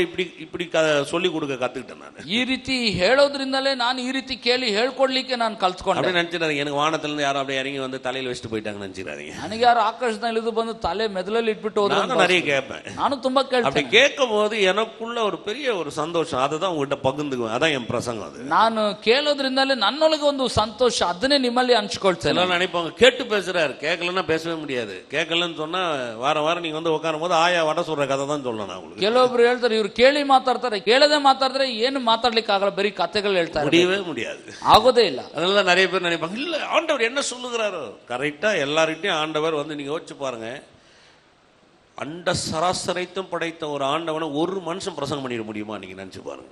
ನೋಡ್ರಿ, ಸರ್ವ ಸಮಸ್ತವನ್ನು ಉಂಟು ಮಾಡಿದ ದೇವರನ್ನ ಒಬ್ಬ ಮನುಷ್ಯ ಪ್ರಸಂಗಿಸ್ಲಿಕ್ಕಾಗುತ್ತಾ? நீங்க யோசிச்சு பாருங்க, இந்த 66 புத்தகத்தை வச்சு கோடிக்கணக்கான புத்தகம் இருக்குது. ಇವತ್ತು 66 ಪುಸ್ತಕಗಳನ್ನು ಇಟ್ಟು ಕೋಟ್ಯಾನುಗಟ್ಟಲೆ ಪುಸ್ತಕಗಳು, கோடிக்கணக்கான பிரசங்கியார்கள் இருக்கிறாங்க, ಕೋಟ್ಯಾನುಗಟ್ಟಲೆ ಪ್ರಸಂಗಿಕರು, நூற்றுக்கணக்கான டாக்டரின்ஸ் ಉಪದೇಶங்கள் இருக்கு, 106 ಉಪದೇಶಗಳು உலகமே இன்னைக்கு திரும்பி பாக்குது, ಲೋಕವೇ ತಿರುಗಿ ನೋಡ್ತಾ ಇದೆ. சும்மா அப்படி வந்துருது இல்ல பாருங்க, ಸುಮ್ನೆ ಹಾಗೆ ಬಂದ್ಬಿಡಲ್ಲ ನೋಡಿ. ரெடி ஆகுங்க, ಸಿದ್ಧರಾಗ್ರಿ. போலாமா? 2 கொரிந்தியர் 5ஆம் அதிகாரம், 2 ಕೊರಿಂಥದವರಿಗೆ 5ನೇ ಅಧ್ಯಾಯ 5ஆம் அதிகாரம் 14வது வசனத்தில் 14ನೇ ವಾಕ್ಯದಿಂದ, கிறிஸ்துனுடைய அன்பு எங்களை நெருக்கி ஏவுகிறது, ஏனென்றால் எல்லாருக்காகவும் ஒருவரே மரித்திருக்க எல்லாரும் மரித்தார்கள் என்றும். ಕ್ರಿಸ್ತನ ಪ್ರೀತಿಯು ನಮಗೆ ಒತ್ತಾಯ ಮಾಡುತ್ತದೆ, ಎಲ್ಲರಿಗೋಸ್ಕರ ಒಬ್ಬನು ಸತ್ತದ್ರಿಂದ ಎಲ್ಲರೂ ಸತ್ತಂತಾಯ್ತೆಂದು ನಿಶ್ಚಯಿಸಿಕೊಂಡೆವು. ஒரு முதல்ல ஆரம்பிக்கும் போது ஒரு காரியத்தை ஆரம்பிக்கிறார், கிறிஸ்துவனுடைய அன்பு எங்களை நெருக்கி ஏவுகிறது. ಪ್ರಾರಂಭಿಸುವಾಗಲೂ ಈ ರೀತಿ ಹೇಳ್ತಾನೆ, ಕ್ರಿಸ್ತನ ಪ್ರೀತಿಯು ನಮ್ಮನ್ನು ಒತ್ತಾಯ ಮಾಡುತ್ತದೆ. ஏனென்றால் எல்லாருக்காகவும் ஒருத்தரா மனுஷார், எல்லாருக்காகவும் சொன்ன இந்த பூமியில பிறந்த மனுஷன், இனி பிறக்க போற மனுஷன், எல்லாருக்காகவும் ஒருத்தரே மனுஷார். அவரு ಎಲ್ಲರಿಗೋಸ್ಕರ ಒಬ್ಬನು ಸತ್ತದ್ರಿಂದ ಅಂತ ಹೇಳಿದ್ರೆ, ಅಲ್ಲಿ ಇದ್ದವರು ಮುಂದೆ ಹುಟ್ಟಲಿಕ್ಕಿರೋರು ಎಲ್ರಿಗೋಸ್ಕರನೂ ಆತನು ಸತ್ತಿದ್ದಾನೆ. தங்களுக்கு மரித்து எழுந்தவருக்கென்று பிழைத்திருக்கும்படி அவர் எல்லாருக்காகவும் மரித்தார் என்றும் நிதானிக்கிறோம். ಜೀವಿಸುವವರು ಇನ್ನು ಮೇಲೆ ತಮಗಾಗಿ ಜೀವಿಸದೆ ತಮಗೋಸ್ಕರ ಸತ್ತು ಎದ್ದು ಬಂದಾತನಿಗಾಗಿ ಜೀವಿಸಬೇಕಂತಲೇ ಆತನು ಎಲ್ಲರಿಗೋಸ್ಕರ ಸತ್ತನು. அவர் சொல்லும் போது இந்த காரியத்தை சொல்றாரு, பிழைத்திருக்கிறன்னு சொன்னா இனி அவங்க தங்களுக்காக பிழைச்சில்லைன்றாரு. ಜೀವಿಸುವವನು ಆದರೆ ತಮಗೋಸ್ಕರ ಇನ್ನೂ ಜೀವಿಸಿದೆ, மரித்து உயிரோடு எழுந்தவருக்காக பிழைத்திருக்கிறார், ಸತ್ತು ಎದ್ದು ಬಂದಾತನಿಗಾಗಿ ಜೀವಿಸಬೇಕಂತಲೇ. அப்ப பாருங்க, முழு கிறிஸ்துவ மையப்படுத்தி காமிக்கிறார் ಅಂತ ಹೇಳಿದ್ರೆ ಪೂರ್ಣ ಕಾರ್ಯ ಕ್ರಿಸ್ತನನ್ನು ಕೇಂದ್ರಪಡಿಸ್ತದೆ. ஆதியிலிருந்து, ஆதாம் பாவத்தில் விழுந்ததிலிருந்து வெளிப்படுத்தின விசேஷ வெறியும் ஒரே ஒருத்தர் தான் எடுத்து காமிக்குது, அவர் தான் கர்த்தராகிய இயேசு. ಆದಾಮನು ಆ ಪಾಪ ಮಾಡಿದ ಆ ಕ್ಷಣದಿಂದಲೂ ಪ್ರಕಟಣೆ ಗ್ರಂಥ ಕೊನೆ ಭಾಗದವರೆಗೂ ಒಬ್ಬರನ್ನ ಕೇಂದ್ರಪಡಿಸ್ತದೆ. ಅದು ಯಾರಂದ್ರೆ ಕರ್ತನಾದ ಯೇಸು ಕ್ರಿಸ್ತ. அவர் ஒருவர் மாத்திரமே மீட்பின் பணியை செய்கிறவர். ಕಾರಣ ಆತನು ಒಬ್ಬನೇ ವಿಮೋಚನೆ ಕಾರ್ಯವನ್ನು ಮಾಡುವವನು. திருத்துவத்துல இரண்டாவது நபர் இந்த உலகத்துக்கு ஆணித்தனமான வழிகளை, மனிதனுடைய வாழ்க்கைக்கு ஒரு மாற்றத்தை ஏற்படுத்தக்கூடிய ஒரே ஒருத்தர் கர்த்தராகிய இயேசு கிறிஸ்து. ತ್ರೈಕತ್ವದಲ್ಲಿ ಎರಡನೇ ಆಗಿರುವಂತ ಕರ್ತನಾದ ಯೇಸು ಕ್ರಿಸ್ತನು ಪ್ರಪಂಚದಲ್ಲಿ ಒಂದು ದೊಡ್ಡದಾದ ಬದಲಾವಣೆ ಏರ್ಪಡಿಸುವುದರಲ್ಲಿ ಬಹಳ ದೃಢವಾದವನಂದ್ರೆ ಯೇಸು ಕ್ರಿಸ್ತ. பாருங்க, கிறிஸ்துவின் சுவிசேஷம் நீங்க சொல்ல முடியாது, மேலோட்டமானதல்ல. ಯೇಸು ಕ್ರಿಸ್ತನ ಸುವಾರ್ತೆ ಅಂತ ಹೇಳುವಾಗ ಅದು ಸುಮ್ಮನೆ ಮೇಲ್ನೋಟವಾಗಿ ಅಲ್ಲ. இந்த உலகத்தில் இருக்கிற ஒவ்வொரு தனிப்பட்ட மனிதனும் கிறிஸ்துவின் சுவிசேஷத்தை கேட்கணும். அதுக்காகவே கிறிஸ்து இந்த உலகத்தில் பிறந்தார். ಈ ಲೋಕದಲ್ಲಿರುವ ಪ್ರತಿಯೊಬ್ಬ ಮನುಷ್ಯ ವೈಯಕ್ತಿಕವಾದ ರೀತಿಯಲ್ಲಿ ಸುವಾರ್ತೆಯನ್ನು ಕೇಳಬೇಕು. ಅದಕ್ಕಾಗಿ ಯೇಸು ಕ್ರಿಸ್ತನು ಪ್ರಾಣ ಕೊಟ್ಟ. பாருங்க, சுவிசேஷம் சொன்னா ஒரு இன மக்கள், ஒரு கூட்ட மக்கள், ஒரு மதத்தை சார்ந்தது அப்படி அல்ல. அது ಆದ್ರಿಂದ ಸುವಾರ್ತೆ ಅಂತ ಹೇಳುವಾಗ ಏನೋ ಒಂದು ಗುಂಪಿಗೆ, ಒಂದು ಜಾತಿಗೆ, ಒಂದು ಇಂತ ರೀತಿಯಾದ ಜನರಿಗೆ ಮಾತ್ರ ಸೀಮಿತ ಅಂತ ಅಲ್ಲ. ஒரு பாஷைக்கார சார்ந்தது கிடையாது. ಅಥವಾ ಒಂದು ಭಾಷೆಗೆ ಮೀಸಲಾದದ್ದು ಅಲ್ಲ. சுவிசேஷம் என்பது இந்த உலகத்தில் இருக்கிற ஒவ்வொரு இன மக்களும், ஒவ்வொரு பாஷைக்காரனும், ஒவ்வொரு தனிப்பட்ட மனிதனுக்கும் கண்டடைய வேண்டும், சென்றடைய வேண்டும். அதுதான் சுவிசேஷம். ಸುವಾರ್ತೆ ಅಂತ ಹೇಳಿದ್ರೆ ಪ್ರತಿಯೊಬ್ಬ ಮನುಷ್ಯನಿಗೂ ವೈಯಕ್ತಿಕವಾದ ರೀತಿಯಲ್ಲಿ ಅವನು ಯಾವುದೇ ಹೆಸರು, ಯಾವುದೇ ಕುಲನಾಗಿದ್ರು ಅವನಿಗೋಗಿ ತಲುಪಬೇಕಾಗಿದೆ. ಅದೇ ಸುವಾರ್ತೆ. அதனால பாருங்க, சுவிசேஷ பணி ஒரு விசாலமானது, கடலுக்கும் பெருசது. ಆದ್ರಿಂದ ಸುವಾರ್ತೆ ಕೆಲಸ ಅನ್ನೋದು ಬಹಳ ವಿಶಾಲವಾದದ್ದು, ಸಮುದ್ರಕ್ಕಿಂತಲೂ ಅದು ದೊಡ್ಡದು. எந்த நாட்டுல போனாலும் விசுவாசியை நீங்க பார்க்கலாம். ಯಾವ ದೇಶದಲ್ಲಿ ಹೋದ್ರೂ ವಿಶ್ವಾಸಿಗಳು எந்த ಭಾಷೆயில பார்த்தாலும் அந்த இடத்துல கர்த்தராகிய இயேசு கிறிஸ்து ஆராதிக்கிற ஒருத்தனை நீங்க பார்க்கலாம். ಯಾವ ಭಾಷೆಯಲ್ಲಿ ಹೋದ್ರೂ ಕರ್ತನಾದ ಯೇಸು ಕ್ರಿಸ್ತನ ಆರಾಧಿಸುವವರು ನೋಡಬಹುದು. இது ஒரு வட்டத்துக்கு உட்பட்டதல்ல, இது இந்த ಉಲಗத்துக்கு ಉட்ಪಟ್ಟது. ಕಾರಣ ಇದು ಒಂದು ವೃತ್ತಕ್ಕೊಳಪಟ್ಟದ್ದಲ್ಲ, ಇದು ಒಂದು ವೃತ್ತಕ್ಕೆ ಮೀರಿ ಇರುವಂತದ್ದಾಗಿದೆ. ಪೌಲ್ சொல்றாரு, இந்த அன்பு எங்களை நெருக்கி ஏவுகிறது என்று. ಆದ್ರಿಂದಲೇ ಇಲ್ಲಿ ಪೌಲ್ ಹೇಳ್ತಾನೆ, ಕ್ರಿಸ್ತನ ಪ್ರೀತಿ ನಮ್ಮನ್ನು ಒತ್ತಾಯ ಮಾಡ್ತದೆ. ಯಾಕೆ? அவருடைய மரணமும் உயிர்த்தெழுதலும் முழு மனுக்குலத்தை சார்ந்தது. ಆತನ ಮರಣ, ಆತನ ಪುನರುತ್ಥಾನ ಇಡೀ ಮಾನವ ಕುಲಕ್ಕೆ ಸೀಮಿತ. சொல்லிட்டு இரண்டாவது சொல்றா பாருங்க, பிழைத்திருக்கிறவர்கள் இனி அப்படின்னு சொன்னா அவரை ஏற்றுக்கொண்டு அவரை விசுவாசிக்கிறாங்களே அவங்கள பத்தி சொல்றார். பிழைத்திருக்கிறவர்கள் இனி தங்களுக்கென்று பிழைத்திராமல் தங்களுக்காக மரித்து எழுந்தவருக்கென்று பிழைத்திருக்கும்படி அவர் எல்லாருக்காகவும் மரித்தார் என்று நிதானிக்கிறோம். ಜೀವಿಸುವವರು ಅಂತ ಹೇಳುವಾಗ ಆತನ ಸತ್ತು ಪುನರುತ್ಥಾನ ಹೊಂದಿದ ಎಂಬುದನ್ನು ನಂಬುವವರ ಕುರಿತು ಹೇಳ್ತದೆ. ಜೀವಿಸುವವರು ಇನ್ನು ಮೇಲೆ ತಮಗಾಗಿ ಜೀವಿಸದೆ ತಮಗೋಸ್ಕರ ಸತ್ತು ಎದ್ದು ಬಂದ ಆತನಿಗಾಗಿ ಜೀವಿಸಬೇಕಂತಲೇ ಆತನು ಎಲ್ಲರಿಗೋಸ್ಕರ ಸತ್ತನು. ஆகையால் இது முதற்கொண்டு நாங்கள் ஒருவனையும் மாமிசத்தின்படி அறியோம், நாங்கள் கிறிஸ்துவையும் மாமிசத்தின்படி அறிந்திருந்தாலும் இனி ஒருபோதும் அவரை மாமிசத்தின்படி அறியோம். ಹೀಗಿರಲಾಗಿ ಇಂದಿನಿಂದ ನಾವು ಯಾರನ್ನೂ ಶರೀರ ಸಂಬಂಧವಾಗಿ ಅರಿತುಕೊಳ್ಳುವುದಿಲ್ಲ. ಕ್ರಿಸ್ತನನ್ನು ಕೂಡ ನಾವು ಶರೀರ ಸಂಬಂಧವಾಗಿ ತಿಳಿದಿದ್ದರೂ ಇನ್ನು ಮುಂದೆ ಆತನನ್ನು ಹಾಗೆ ತಿಳುಕೊಳ್ಳುವುದಿಲ್ಲ. இந்த வார்த்தை ரொம்ப முக்கியம். ನೋಡ್ರಿ, ಈ ವಾಕ್ಯ ಬಹಳ ಮುಖ್ಯ. இது முதற்கொண்டு, ಹೀಗೆ ಇಂದಿನಿಂದ. எது முதற்கொண்டு? ಯಾವಂದಿನಿಂದ?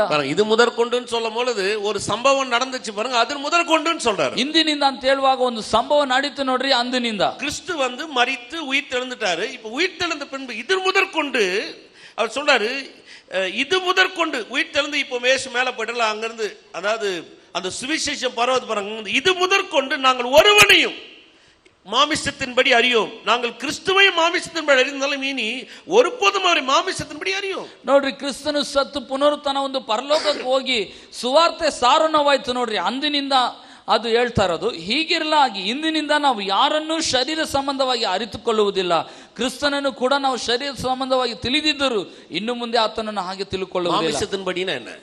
ಶರೀರ ಸಂಬಂಧವಾಗಿ ಅಂದ್ರೆ மாமிசத்தின்படின்னு சொன்னா ஒரு மனுஷனுடைய செயல்பாடுகளோ, ஒரு மனுஷன் வாழ்றான் பாருங்க, அந்த தன்னை எண்ணங்களை வைத்தோ நாங்க அப்படி அறியறது இல்லன்றாரு. ಶರೀರ ಸಂಬಂಧವಾಗಿ ಅಂತ ಹೇಳಿದ್ರೆ ಒಬ್ಬ ಮನುಷ್ಯನ್ ಬದುಕುವ ಒಬ್ಬ ಮನುಷ್ಯನ ಒಂದು ಕಾರ್ಯಗಳ ಪ್ರಕಾರ ಆ ರೀತಿ ನಾವು ತಿಳ್ಕೊಳ್ತೀವಿ. அறிந்திருந்தாலும் அப்படி அறியோம். ನಾವು ತಿಳಿದಿದ್ದರೂ ಇನ್ನು ಮುಂದೆ ಆ ರೀತಿ ತಿಳ್ಕೊಳ್ಳಲ್ಲ. பாருங்க, கிறிஸ்துவை மாமிசத்தின்படி அறிந்தாலும் இனி நாங்கள் அறியோம்.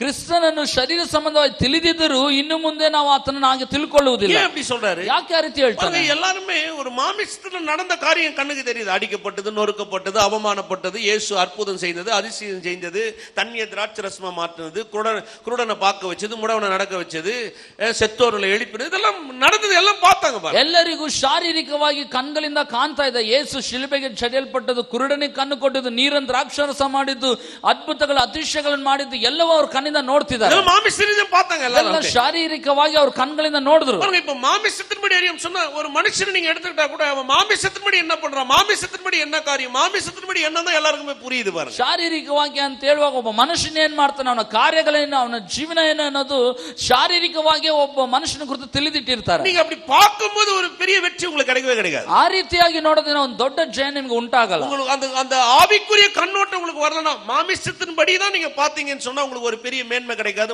மாறா இடறல் உண்டாகும். ಶಾರೀರಿಕವಾಗಿ ನೀವು ನೋಡೋದಾದ್ರೆ ಆತ್ಮಿಕವಾಗಿ ಯಾವುದು ನೀವು ತಿಳ್ಕೊಳ್ಳಲ್ಲ, ಬದಲಾಗಿ ಅದಕ್ಕೆ ಒಂದು ನಿಮಗೆ ಅದು ವಿಘ್ನವಾಗಿ ಉಂಟಾಗ್ತದೆ. அதனால பாருங்க, இந்த மாமிசத்தின்படி அறியறதுன்னு வரும்போதே ஒரு ஆவிக்குரிய மெச்சூரிட்டியின் தன்மையை நீங்க அறியவே முடியாது. அந்த மாமிசத்தின்படி தான் அறிஞ்சுக்கணும்னா உங்க ஆவி ஒரு வளர்ச்சியை காணவே காண. ಶರೀರ ಸಂಬಂಧವಾಗಿ ನೀವು ತಿಳ್ಕೊಳ್ಳಲಿಕ್ಕೆ ಬಯಸಿದ್ರೆ ನಿಮ್ಮ ಆತ್ಮಿಕ ಜೀವನದಲ್ಲಿ ಒಂದು ಪಕ್ವತೆ ಅನುಭವಕ್ಕೆ, ಒಂದು ಬೆಳವಣಿಗೆಗಿನರಾಗಿ ನೀವು ಬರೋದಿಲ್ಲ. என்ன முடியாது, ಆಗೋದಿಲ್ಲ. நீங்களே யோசிச்சு பாருங்க. ಯೋಚನೆ ಮಾಡಿ ನೋಡಿ. அங்க சதிசேயர் இருந்தாங்க, பரிசேயர் இருந்தாங்க. ಅಲ್ಲಿ ಪರಿಸಯರು ಇದ್ರು, ಸದ್ದುಕಾಯರು ಇದ್ರು. அவங்க முன்னாடி தான் இயேசு எல்லாம் செஞ்சு காமிச்சாரு. ಅವ್ರ ಮುಂದೆನೂ ಯೇಸು ಎಲ್ಲ ಮಾಡಿ ತೋರಿಸ್ತಾರೆ. ஒரு குருடனை பாருங்க, அவன கண்ணு கொடுக்குறாரு, அவனை வந்து தேவாலயத்துக்குள்ள அனுப்பிச்சு விட்டு இவர் போயிட்டாரு. ಒಬ್ಬ ಕುರುಡನಿಗೆ ಕಣ್ಣು ಬರುವಂತೆ ಮಾಡಿ ಅವನನ್ನು ದೇವಾಲಯದಲ್ಲಿ ಕಳಿಸಿ ಯೇಸು எல்லாரும் கேக்குறாங்க அவனை. ಎಲ್ಲರೂ ಅವನನ್ನು ಕೇಳ್ತಾರೆ, ನಿನಗೆ ಹೆಂಗ್ ಕಣ್ಣು ಬಂತು? அவன் சொல்றான், நான் குருடனா இருந்தேன், அவர் யாருன்னு எனக்கு தெரியாது, நீ பார்வை அடையான்னு கேட்டார், அடையவனே எனக்கு பார்வை வந்துச்சுன்றான். ಅವನು ಹೇಳ್ತಾನೆ, ನಿನಗೆ ಯಾರು ಕಣ್ಣು ಕೊಟ್ಟಿದ್ದ ಅಂತ ಕೇಳುವಾಗ ನಾನು ಗೊತ್ತಿಲ್ಲ, ನನ್ನ ಕಣ್ಣು ನಿನಗೆ ಏನ್ ಬೇಕಂತ ಕೇಳಿದ್ರು, ನಾನು ಕಣ್ಣು ಬೇಕಂತ ಹೇಳಿದ್ರೆ ನಾನು ಮುಟ್ಟಿ ಸ್ವಸ್ಥ ಮಾಡಿ. உடனே இன்னொரு முறை கேக்குறாங்க. ತಕ್ಷಣ ಇನ್ನೊಂದ್ಸರಿ ஆலோசனை சங்கத்திட்ட கொண்டு போறாங்க. ಆಲೋಚನೆ ಸಂಘದ ಹತ್ರ அவனுடைய தாய் தகப்பன்மார கொண்டு வராங்க. ಅವನ ತಂದೆ ತಾಯಿಗಳನ್ನ ಕರೆತಾರೆ. எல்லாரும் கொண்டு வந்து எப்படி இவன் பார்வனுங்க, எப்படி இவன் பார்வனுங்க, எப்படி இவன் பார்வனுங்க. ಎಲ್ಲರ ಮುಂದೆ ಅವನನ್ನು ನಿಲ್ಲಿಸಿ ಇವನಿಗೆ ಹೆಂಗ್ ಕಣ್ಣು ಬಂತು, ಹೇಗ್ ಕಣ್ಣು ಬಂತು ಕೇಳ್ತಾರೆ. பாருங்க, இப்போ கண்ணு திறந்தது இயேசுதான் அவங்களுக்கு தெரியும், ஆனா இவனுக்கு எப்படி திறக்க முடியும்ன்றது அவங்க கேள்வியாங்க. ಕಣ್ಣು ತೆರೆದಿದ್ದು ಯೇಸು ಅಂತ ಗೊತ್ತಿದ್ರು ಇದು ಹೇಗೆ ತೆರಲಿಕ್ಕೆ ಆಗ್ತದೆ ಅನ್ನೋದೇ ಪ್ರಶ್ನೆ. எல்லாரும் மாமிசத்திலே யோசிக்கிறாங்க, மாமிசத்தின்படி முயற்சி எடுக்கிறாங்க. ಇವರೆಲ್ಲರೂ ಶಾರೀರಿಕವಾಗಿ ನೋಡ್ತಾ ಇದ್ದಾರೆ, ಶಾರೀರಿಕವಾಗಿ ಪ್ರಯತ್ನ ಪಡ್ತಾ ಇದ್ದಾರೆ. பாருங்க, அவங்களுக்கு பதில் கிடைக்கவே இல்லை. ಆದ್ರಿಂದಲೇ ಅವರಿಗೆ ಉತ್ತರ ಸಿಗಲೇ ಇಲ್ಲ. அதனாலதான் பாருங்க, பவுல் சொல்லும்போது சொல்றாரு, யூதர்கள் அடையாளத்தை தேடுகிறார்கள், கிரேக்கர்கள் ஞானத்தை தேடுகிறார்கள், நானும் சிலுவையில் அறையப்பட்ட கிறிஸ்துவை பிரசங்கிக்கிறேன். ಆದ್ರಿಂದಲೇ ಪೌಲನು ಹೇಳ್ತಾನೆ, ಯಹೂದ್ಯರು ಸೂಚನೆಗಳನ್ನು ಹುಡುಕುತ್ತಾರೆ, ಗ್ರೀಕರು ಜ್ಞಾನವನ್ನು ಹುಡುಕುತ್ತಾರೆ, ಆದ್ರೆ ನಾನಾದರೂ ಶಿಲುಬೆಯಲ್ಲಿ ಹಾಕಲ್ಪಟ್ಟ ಕ್ರಿಸ್ತನನ್ನೇ ನಾನು ನೋಡ್ತೇನೆ. யூதர்கள் அடையாளத்தை தேடுறாங்க, ஏன்னா மேசியான்றதுக்கு ஒரு அடையாளம் வேணும். குருடன் கண்ணு திறக்கணும். ரெண்டே மெசானிக் மிரக்கல்ன்றது ரெண்டு தாங்க. ஒன்னு வந்து குஷ்டரோகி சொஸ்தமாவது, குருடன் பார்வையடையுது, இதுதான் மெசானிக் மிரக்கல். இது ரெண்டு தான் மேசியா வருவார்ன்றதுக்கு அடையாளம். ಯಹೂದ್ಯರು ಸೂಚಕ ಕಾರ್ಯಗಳನ್ನು ಬಯಸುತ್ತಿದ್ರು, ಕಾರಣ ಅವರು ಮೆಸ್ಸಿಯನ್ನ ಎದುರು ನೋಡ್ತಿದ್ರು. ಮೆಸ್ಸಿಯನ್ನ ಎರಡು ಅದ್ಭುತಗಳಿದೆ, ಒಂದು ಕುರುಡರಿಗೆ ಕಣ್ಣು ಬರೋದು, ಕುಷ್ಠರೋಗಿಗಳನ್ನ ಸ್ವಸ್ಥಪಡಿಸೋದು. ಈ ಸೂಚಕ ಕಾರ್ಯಗಳಲ್ಲಿ ಅವರು ಪ್ರಭಾವ ಬೀರ್ತಿದ್ರು. யூதர்கள் அடையாளத்தை தேடுகிறார்கள். ಆದ್ರಿಂದಲೇ ಯಹೂದ್ಯರು ಸೂಚಕ ಕಾರ್ಯಗಳು ನೋಡ್ತಿದ್ರು, கிரேக்கர்கள் ஞானத்தை தேடுகிறார்கள். ಗ್ರೀಕರು ಜ್ಞಾನವನ್ನು ನೋಡ್ತಿದ್ರು. எல்லாமே ஞானம், ಎಲ್ಲ ಜ್ಞಾನ, எல்லாம் ஞானம், ಎಲ್ಲ ಜ್ಞಾನ, ஞானத்திலிருந்து எல்லாமே இருக்குது. ಜ್ಞಾನದಲ್ಲೇ ಎಲ್ಲ ಇದೆ. அதனாலதான் பாருங்க, அரிஸ்டாட்டில், பிளேட்டோ இயேசுக்கு முன்னாடி வாழ்ந்தவங்க. ಆದ್ರಿಂದಲೇ ಅರಿಸ್ಟಾಟಲ್, ಪ್ಲೂಟೋ ಅನ್ನೋರೆಲ್ಲ ಯೇಸುಗಿಂತ ಮುಂಚೆ ಬದುಕಿದವರು. அவங்க ஞானத்தை முன்ன வச்சு காமிச்சாங்க. ಅವರೆಲ್ಲ ಜ್ಞಾನವನ್ನು ಮುಂದೆ ஞானமே கடவுள், ಜ್ಞಾನವೇ ದೇವರು. எந்த அளவுக்கு உன் ஞானத்தை பெற்றுக்கொள்கிற அது ஒரு பெரிய வெற்றின்னு காமிச்சாங்க. ನೀನು ಎಷ್ಟು ಮಟ್ಟಿಗೆ ಜ್ಞಾನ ಬೆಳೆಸ್ಕೊಳ್ತೀಯ ಅಷ್ಟರ ಮಟ್ಟಿಗೆ ನಿನಗೆ ಜಯ, அது தோல்வி பாருங்க, ಅದು ಸೋಲು. அதனாலதான் பவுல் சொல்றாரு, யூதர்கள் அடையாளத்தை தேடுகிறார்கள், கிரேக்கர்கள் ஞானத்தை தேடுகிறார்கள், நானும் கர்த்தராகிய இயேசு கிறிஸ்துவே சிலுவையில் அறையப்பட்ட அவரை நான் பிரசங்கிக்கிறேன். ಆದ್ರಿಂದ ಪೌಲ್ ಹೇಳ್ತಾನೆ, ಯಹೂದ್ಯರು ಸೂಚಕ ಕಾರ್ಯಗಳನ್ನು, ಗ್ರೀಕರು ಜ್ಞಾನವನ್ನು ಹುಡುಕುತ್ತಾರೆ, ಆದ್ರೆ ನಾನಾದರೂ ಶಿಲುಬೆಗೆ ಹಾಕಲ್ಪಟ್ಟ ಕ್ರಿಸ್ತನನ್ನೇ ನಾನು ಸಾರ್ತೇನೆ. இன்னைக்கு உங்களுக்கு சொல்ற பாருங்க, ಇವತ್ತು ನಿಮ್ಗೆ நீங்க ಹೇಳ್ತೇನೆ, மாமிசத்தின்படி ஒரு காரியத்தை அறியணும்னு முயற்சி பண்ணீங்கன்னா உங்க ஆவிக்குரிய வாழ்க்கையில எதையுமே நீங்கள் அறிந்து கொள்ள முடியாது, எந்த காரியத்தை நீங்க பெற்றுக்கொள்ள முடியாது, எந்த காரியத்திலும் முன்னேற்றத்தை நீங்க காணவே முடியாது. ಶಾರೀರಿಕವಾಗಿ ಒಂದು ಕಾರ್ಯ ನೀವು ಹೊಂದಿಕೊಳ್ಬೇಕಂತ ಮುಂದೆ ಹೋಗೋದಾದ್ರೆ ಆತ್ಮಿಕವಾಗಿ ನೀವು ಯಾವುದು ನೋಡ್ಲಿಕ್ಕಾಗಲ್ಲ, ಯಾವುದು ಹೊಂದಿಕೊಳ್ಳಿಕ್ಕಾಗಲ್ಲ, ಯಾವುದರಲ್ಲೂ ನೀವು ಮುಂದುವರಿಲಿಕ್ಕಾಗಲ್ಲ. ஒரு காரியம் ஒரு மேன்மை நம்ம வாழ்க்கையில கற்றுக்கொள்ள முடியாது. ಯಾವ ಒಂದು ಶ್ರೇಷ್ಠತೆ ನಮ್ಮಲ್ಲಿ ನಾವು ನೋಡ್ಲಿಕ್ಕಾಗಲ್ಲ. பாருங்க, கிறிஸ்துவம் வந்து ஏன் வளர முடியல, கிறிஸ்துவிய மேல வரலன்னா, கிறிஸ்துவத்தை எல்லாரும் எப்படி பார்த்தாங்கன்னா, இயேசு பிறந்ததை நம்புறாங்க, இயேசு வாழ்ந்ததை நம்புறாங்க, இயேசு அற்புதம் செய்ததை நம்புறாங்க, இயேசு சிலுவையில் மரிச்சதை நம்புறாங்க, இயேசு உயிர்த்தெழுந்ததை நம்புறாங்க. ஆனா இயேசு கிறிஸ்து என்னெல்லாம் ஆவிக்குரிய வகையில் செய்திருக்கிறான்றதை நம்ப மாட்டேன்றாங்க. ನೋಡ್ರಿ, ಕ್ರೈಸ್ತತ್ವ ಯಾಕೆ ಬೆಳೀತಿಲ್ಲ, ಯಾಕೆ ಮುಂದೆ ಬರ್ತಿಲ್ಲ ಅಂತ ಹೇಳಿದ್ರೆ, ಯೇಸು ಕ್ರಿಸ್ತನ್ ಜನಿಸಿದ್ದು ನಂಬ್ತಾರೆ, ಬೆಳೆದಿದ್ದು ನಂಬ್ತಾರೆ, ಶಿಲುಬೆಯಲ್ಲಿ ಪ್ರಾಣ ಕೊಟ್ಟಿದ್ದು, ಪರಲೋಕಕ್ಕೆ ಹೋದಿದ್ದು ಎಲ್ಲ ನಂಬ್ತಾರೆ. ಆದ್ರೆ ಯೇಸು ಕ್ರಿಸ್ತನ ಆತ್ಮಿಕವಾದ ರೀತಿಯಲ್ಲಿ ಏನೆಲ್ಲ ಮಾಡಿ ಮುಗಿಸಿದ್ದಾನೆ ಅನ್ನೋದನ್ನ ಅವರು ನಂಬಲ್ಲ. அவங்க அவங்களால அதை ஏற்றுக்கொள்ளவே முடியல. ಅದನ್ನು ಅವರಿಂದ ಸ್ವೀಕರಿಸಿಕೊಳ್ಳಲಿಕ್ಕೆ ಆಗ್ತಿಲ್ಲ. ஒரு வட்டத்துக்குள்ள வந்துச்சு. ಅದನ್ನ ಕ್ರೈಸ್ತದ ಒಂದು ವೃತ್ತದೊಳಗನೆ ಬಂದ್ಬಿಡ್ತು. அந்த மரணம் ஒரு நீதி என்றது ஆவிக்குரிய வெளிச்சம். ಕ್ರಿಸ್ತನ ಮರಣ ಒಂದು ನೀತಿ ಎಂಬುದೇ ಆತ್ಮಿಕ அது ஒரு ಬೆಳಕು. நியாய தீர்ப்பு என்பதை நீங்க ஒத்துக்கொள்ளணும். ಅದೊಂದು ನ್ಯಾಯ ತೀರ್ಪು ಅನ್ನೋದು ಮೊದಲು ಒಪ್ಪಿಕೊಳ್ಳಬೇಕು. வானத்துக்கு பூமிக்கும் நடுவாக அவர் ஏன் நின்னார்னா, வானத்துக்கு பூமிக்கும் அவர் ஒருவரே மத்தியஸ்தரா நின்று மனுகுலத்தின் மேல் வர வேண்டிய ஆக்கினியை அவர் ஏற்றுக்கொண்டார். அது மனிதன் மேல் வரக்கூடிய ஒரு பெரிய நியாய தீர்ப்பு அவர் மேல விழுந்தது. ಆಕಾಶಕ್ಕೂ ಭೂಮಿಗೂ ಮಧ್ಯೆ ಯಾಕೆ ಆತ ನಿಂತು ಮಾನವ ಕುಲಕ್ಕೆ ಒಂದು ವಿಮೋಚನೆ ಕೊಟ್ಟ ಅಂದ್ರೆ ಮನುಷ್ಯನ ಮೇಲೆ ಬರಬೇಕಾದ ನ್ಯಾಯ ತೀರ್ಪನ್ನು ಯೇಸು ಕ್ರಿಸ್ತನ್ ತನ್ನ ಮೇಲೆ ಹೊತ್ಕೊಂಡ. ಎಲ್ಲರೂ என்ன நினைச்சாங்க? இயேசு கொன்னுட்டாங்க. ಎಲ್ಲರೂ ಏನ್ ಭಾವಿಸಿದ್ರು? ಯೇಸುವನ್ನು ಕೊಂದುಬಿಟ್ರು. அது மாமிச ரீதியான அறிவு. ಅದು ಶಾರೀರ ಸಂಬಂಧ ಒಂದು ಯೋಚನೆ. ஆவிக்குரிய அறிவு என்ன? மாமிசத்துக்கு மேல என்ன? அது ஒரு மரணம் அல்ல, அது நியாய தீர்ப்பு. அது ಶಾರೀರ ತಿಳುವಳಿಕೆಗಿಂತಲೂ ಆತ್ಮಿಕ ತಿಳುವಳಿಕೆ ಏನು? ಅದು ಮರಣ ಅನ್ನೋದಕ್ಕಿಂತಲೂ ಒಂದು ನ್ಯಾಯ ತೀರ್ಪು. இந்த உலகத்தில் இருக்கிற மனிதன் மேல் இருந்த பாவத்துக்கு ஒரு நியாய தீர்ப்பு. அதனாலதான் வேதம் சொல்லுகிறது, அவர் பாவத்துக்காகவே நியாய தீர்க்கப்பட்டார், நமக்கு சமாதானத்தை உண்டு பண்ணும். ஆக்கன் என்பது தண்டனை, ஆக்கன் என்பது நியாய தீர்ப்பு. அவர் மேல் விழுந்தது. ಲೋಕದ ಮೇಲೆ ಮನುಷ್ಯನ ಮೇಲೆ ಇದ್ದಂತಹ ನ್ಯಾಯ ತೀರ್ಪು ಯೇಸು ತನ್ನ ಮೇಲೆ ಹೊತ್ಕೊಂಡ ಪಾಪದ ಒಂದು ನ್ಯಾಯ ತೀರ್ಪು ಆತನ ಮೇಲೆ ಬಂದದ್ರಿಂದ ವಾಕ್ಯ ಹೇಳ್ತದೆ, ನಮಗೆ ಸುಶಾಂತಿಯನ್ನು ಉಂಟು ಮಾಡಲಿಕ್ಕಾಗಿ ಆತನು ಬಾಧಿಸಲ್ಪಟ್ಟ, ಆತನ ಮೇಲೆ ನ್ಯಾಯ ತೀರ್ಪು ಉಂಟಾಯಿತು. விளங்குது.